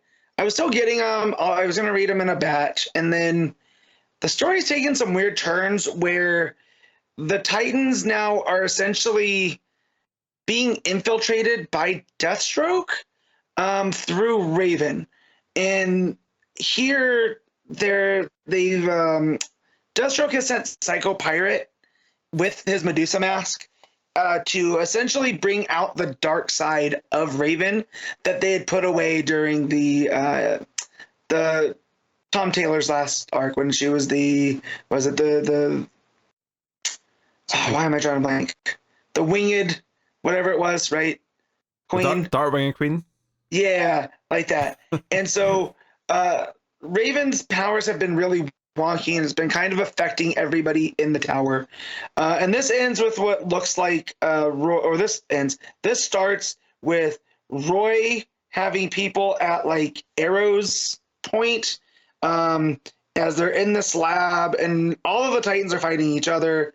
And then that's where it goes back that Roy had woken up in Central Park. He was kind of the only one that wasn't involved in everything that had led to Psycho Pirate taking over Star Labs, where Raven had gone to, essentially, they were going to give her like this scan to try to figure out what's wrong with her emotional state because of everything that had gone on.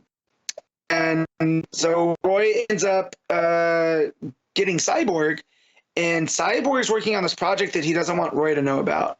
Turns out that project is Vanadia. Do you guys remember Vanadia? From the Taylor run, she's the one that ended up with all the powers of the Titans. She's essentially a Titans Amazo. Yeah. Okay, yes. I never would have remembered her name, but yeah, now you've described her, yeah. Yeah. So they bring her in, and Cyborg's like, yeah, I've been working on her because she deserves a second chance, right? She was just used as a weapon last time. There's still something in there. So he's brought this android back that has all of their powers. And so Roy tries to lecture Cyborg why this is wrong because, like, she's just a machine. And Cyborg gives him this look that's like, pick your next words very carefully, right?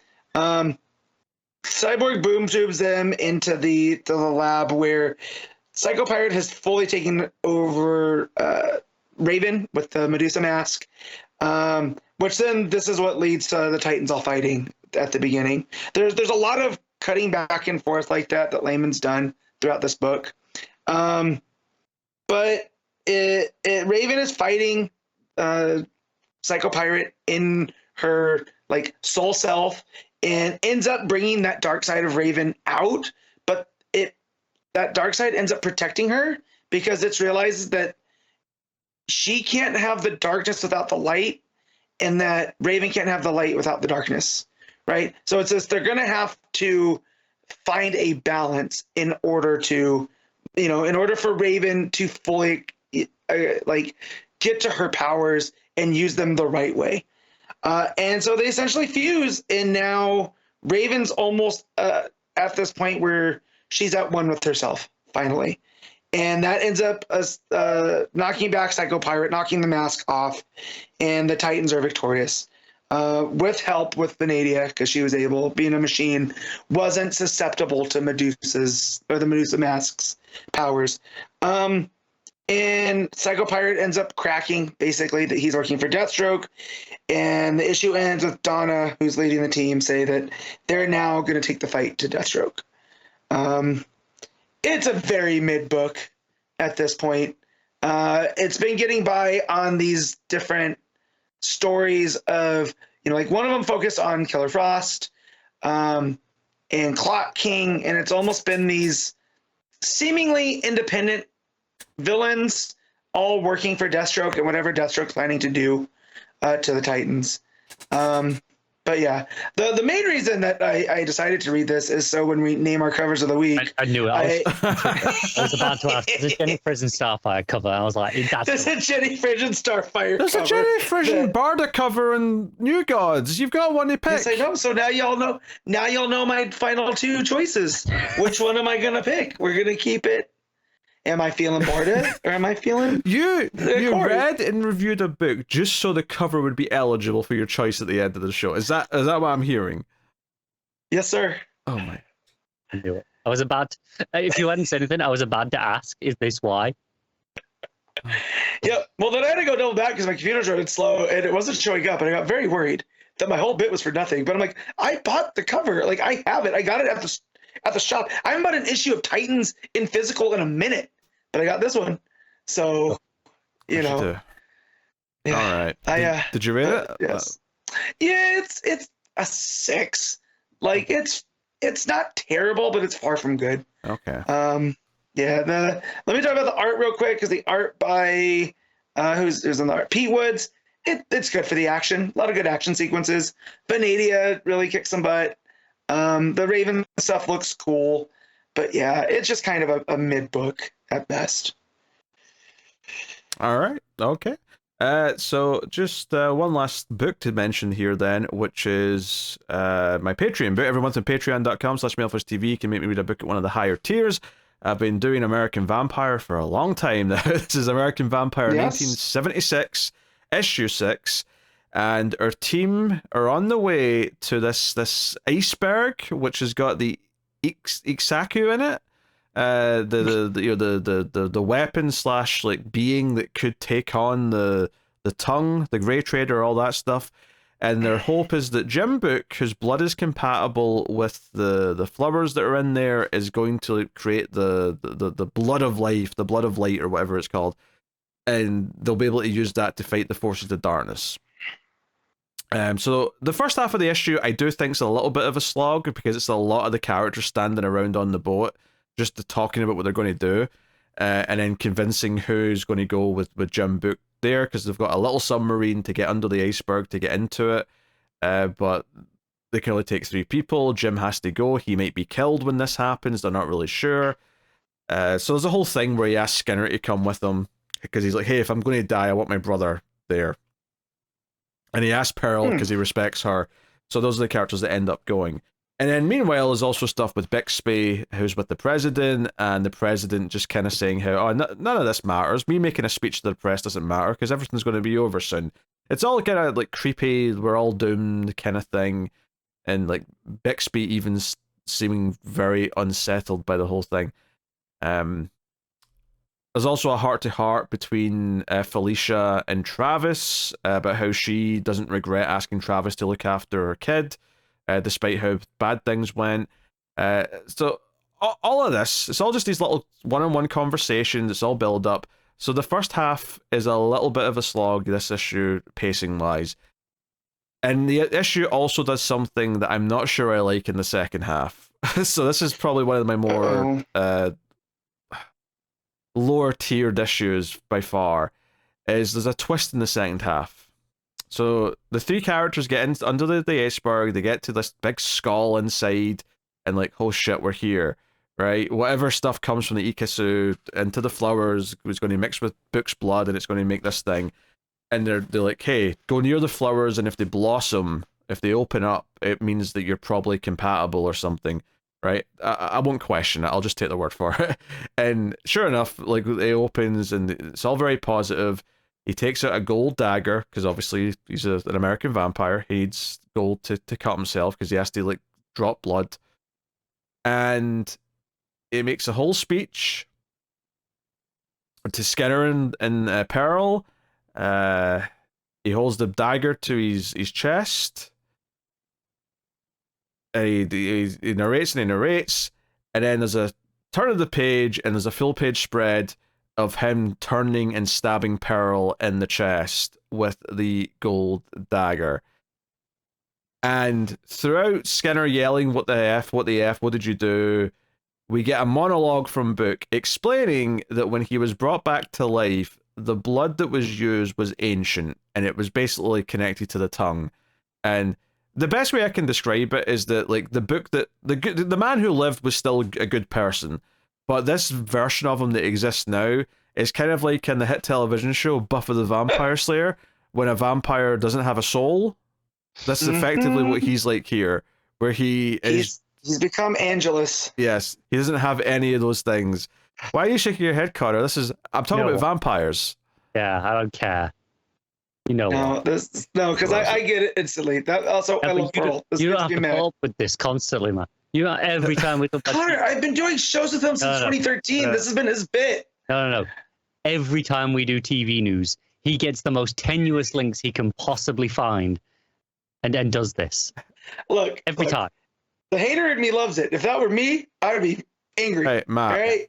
Last episode of the news, I got a hat trick. Hey, 3, right? I'm making sure you're using it right. Yeah, 3. Okay, just making sure. I know what a hat trick. I don't want to be a sports guy, but I know what a hat trick is. I just want to make sure. So yeah, anyway, so he's monologuing, and I kind of felt like we just brought a Book back at the start of this part, right? This section of the story. And I felt like the shock twist that he's actually a villain right now, it felt like there for shock value, and I wasn't particularly excited by it. Don't get me wrong, there's a little bit here where he mentions that he told the Grey Trader about the council that they went to see last issue were. So he explains that's why the Grey Trader knew to show up there. And they also mention that there's a moment where the council said they could smell the tongue, and they thought it was Skinner. But it was actually Book, and Book stood in front of Skinner as if he was protecting Skinner, but what he was actually doing was kind of making sure the smell was coming from his direction. So it's a whole explanation here. And as this is happening, there's boats show up from the villains and shoot the first American vampire. What's her face? Amita, the Native American woman. With a harpoon or whatever it is, and pull her overboard. And this is where the characters realize, oh no, we have been set up here. This is rough. What's happening? And so we end in this really, really downer of an ending where the boat that all the main characters are on that didn't go with the main trio gets blown up. So they might be dead. I mean, they're probably not, but that's the sort of cliffhanger they're getting. And Book leaves Skinner in peril, lying, both wounded because he's slashed Skinner across the stomach with his dagger. He obviously stabbed Peril with the gold dagger, and he leaves a stick of dynamite, which is like, he's lit, right? So this fuse is like going down in the last page, and he's walking away. And the one sort of interesting character thing beforehand is he kind of says, "Hey Skinner, you keep pretending to them that you went to the tongue to try and become immortal again because you were desperate to become a vampire, but you were lying." And it sounds like he's about to reveal something bad, but he doesn't. He actually reveals something kind of good, but it's something that Skinner wouldn't want to admit because he likes everyone to think that he's just this bastard. Is that Skinner like snuck a gun with them and tried to kill the Grey Trader, or tried to kill the Tongue rather. Of course, though, my first thought was like, you really thought a 6-shooter was going to take down like Satan himself? That feels a bit bold. But yeah, honestly, this was a definitely a weaker issue. It felt like a lot of the first half was a lot of like lengthy, really dense dialogue scenes. And then the second half, it pulls this big twist, and while obviously I didn't think we were about to finish the story or anything, it felt like, I don't know, like just like something for shock value's sake. And right now I'm not convinced I'm going to feel like that excited about. I mean, to be fair, Book coming back in the first place felt like a bit of a weird swing, but I'm like, okay, let's see what he does with it. I wasn't like annoyed by it. It was like, maybe it'd have just been more powerful if he stayed dead. But now that he's done this, and it's like, oh no, he's a villain now. I don't know, kind of weird. I mean, it's not really him. It's not like Book turned bad. It's that when he was brought back, they used something. So he came back wrong. He came back as kind of someone else almost. So yeah. Sometimes dead is better. Yes, I don't like Pet Sematary, but fine. I know you don't, but I also wasn't going to try to do a very terrible Mainer accent. So. I don't think I can tell a main accent apart from. Yeah, it's the old guy in Pet Sematary. Okay, that's the main accent. Yeah, I'll take your word for it. It's a shame this issue is kind of weak. It's definitely the weakest issue of this 1976 part, and honestly, there's probably not many issues of American Vampire as a whole that are worse than this one. This is definitely the most mixed bag that I've really felt from one of them. There was that one issue in the last miniseries where it was like so much of it was a journal, so there was like 2/3 of the book were like just prose, which was like really you're sitting down to read a comic and you're just hit with these pages and pages of text. It's like, okay, all right, Scott, calm down. But as far as like just like a regular issue of a comic that just doesn't quite work, with the exception of maybe like the anthology was definitely a mixed bag because it's hit and miss quality wise. But as far as a regular issue of the story goes, this might be the worst issue of the book, at least from memory. I can't think of an issue that. Yeah, there's some issues that are just a bit okay, and they're definitely sort of like in between issues because the more interesting things have just happened, or we're building up to the next interesting thing. And that happens in serialized storytelling. Sometimes you just have those types of bits in the middle that aren't as great. But this was like actively, I don't really like what you did here. Now it doesn't like make me worry for like the rest of the story not delivering necessarily, because I don't think it takes anything away from how creepy the Tongue or the Grey Trader are. But this shock twist just kind of left me feeling underwhelmed, and I was kind of shrugging my shoulders a little bit at it. So this issue, sadly, I think I got to go with like a 5.5. I just didn't get a whole lot out of it. It's very in the middle. The art's still obviously solid, as it usually is. There's nothing to really complain about there, but there's also not a lot of interesting things for the artist to do here, relative to a lot of other issues. So there you go. That's my thoughts on American Vampire 1976, issue 6. So yeah. All right, that'll take us out to the final part of the show. We'll do our panel/moment of the week, favorite art, favorite cover, and of course top 5 books. So Matt, and by the time we've done this, it will be a 3.5-hour episode. I can't believe we actually got to hit that. But Matt, what is your panel/moment of the week? All right, for the sake of brevity, there's a couple. There's the Zani riding on the back of Dick's motorcycle with his arms stretched out. Yes. That was pretty cool looking. New Gods, you got Barda punching the piss out of Orion, and then telling Scott, look alive, it's time to fight. But overall, nothing beats absolute Batman drop kicking, punting that kid. That gave me such a laugh. And then when the lady chooses to jump off the other whatever mutant lady off of the boat, right? Batman just has this wicked smile, like he's like, yeah, I got him. So yeah, that's gonna be mine. All right, Connor. I gotta go with New Gods, Shadow Falls. Just the magic archery, that full page, just all the light arrows just decimating that army. Yeah, that makes sense. Oh god, yeah, there's a lot of good books to pick from this week. There's a couple things from year one, Batman and Robin, that I could pick. New Gods has definitely got a couple. Yeah, I think.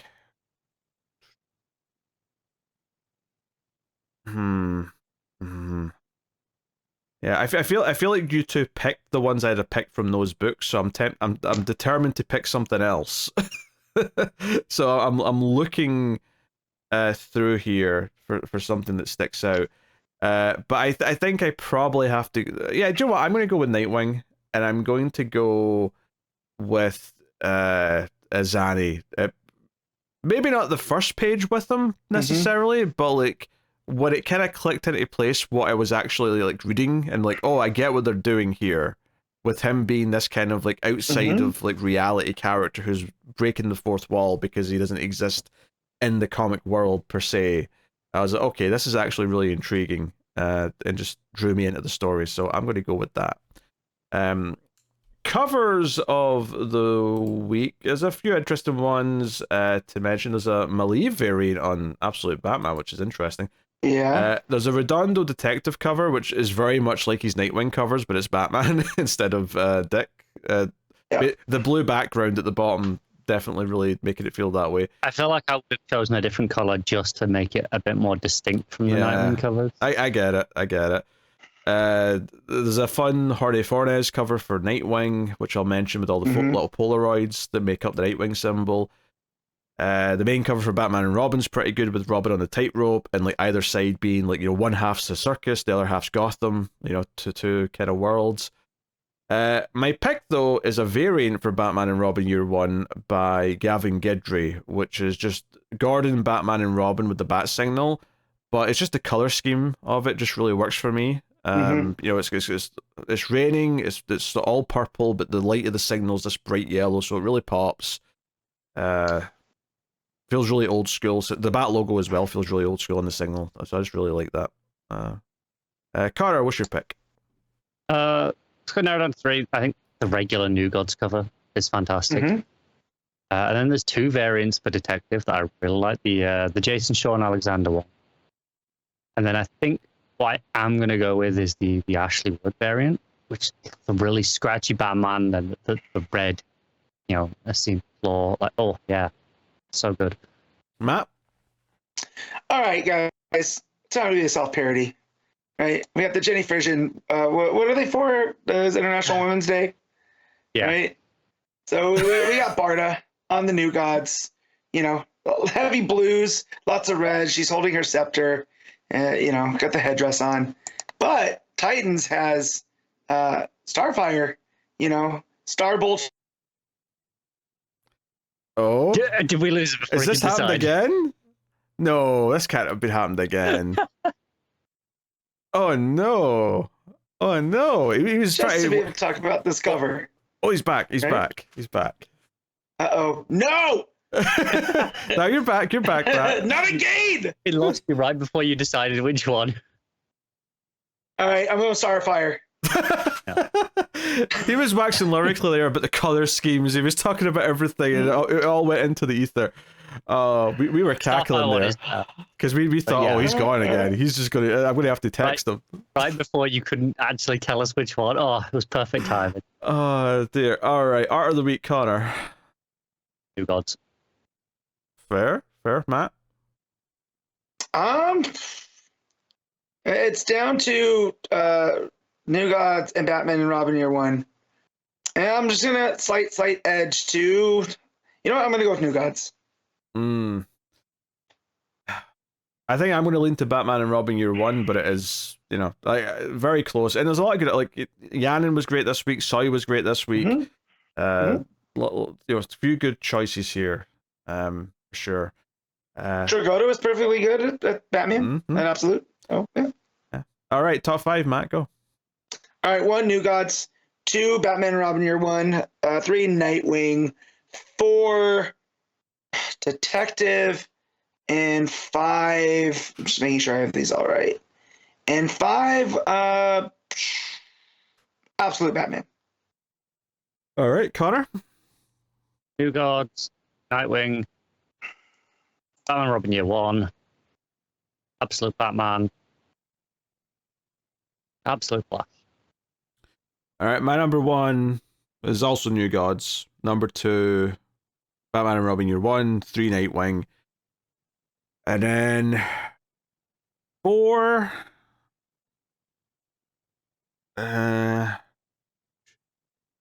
Absolute Batman. And then 5, Absolute. No, Detective. I haven't said Detective yet. Detective. Okay. Yeah. All right, there you go. I will now tell you what's coming out next week from DC Comics. We have Batman 158, which is the start of Hatush, as it's written on the cover. We're getting some of that Scriphorum or Fanforstic sort of titling. I don't think it really works. This one. No, it doesn't. No.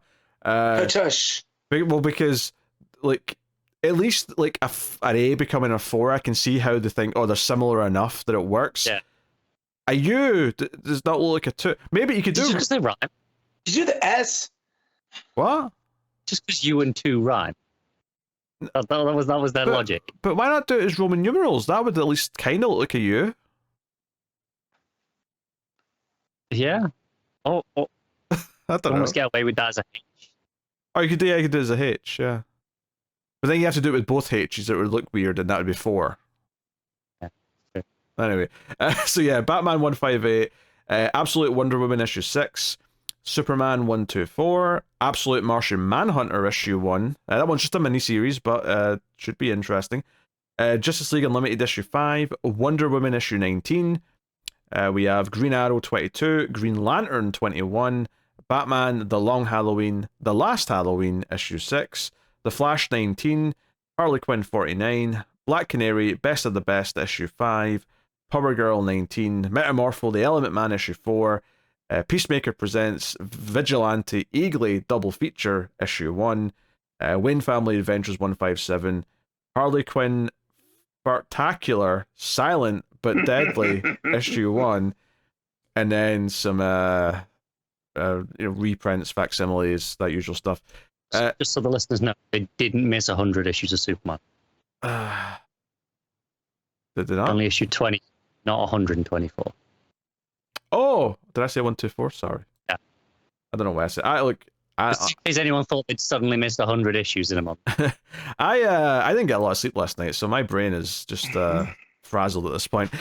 But yeah, that's next week. There's a hefty amount of books. But we'll see for that. Let us know what you thought of this week's books in the comments, of course. You can like, subscribe on YouTube. Helps us out a bunch if you do.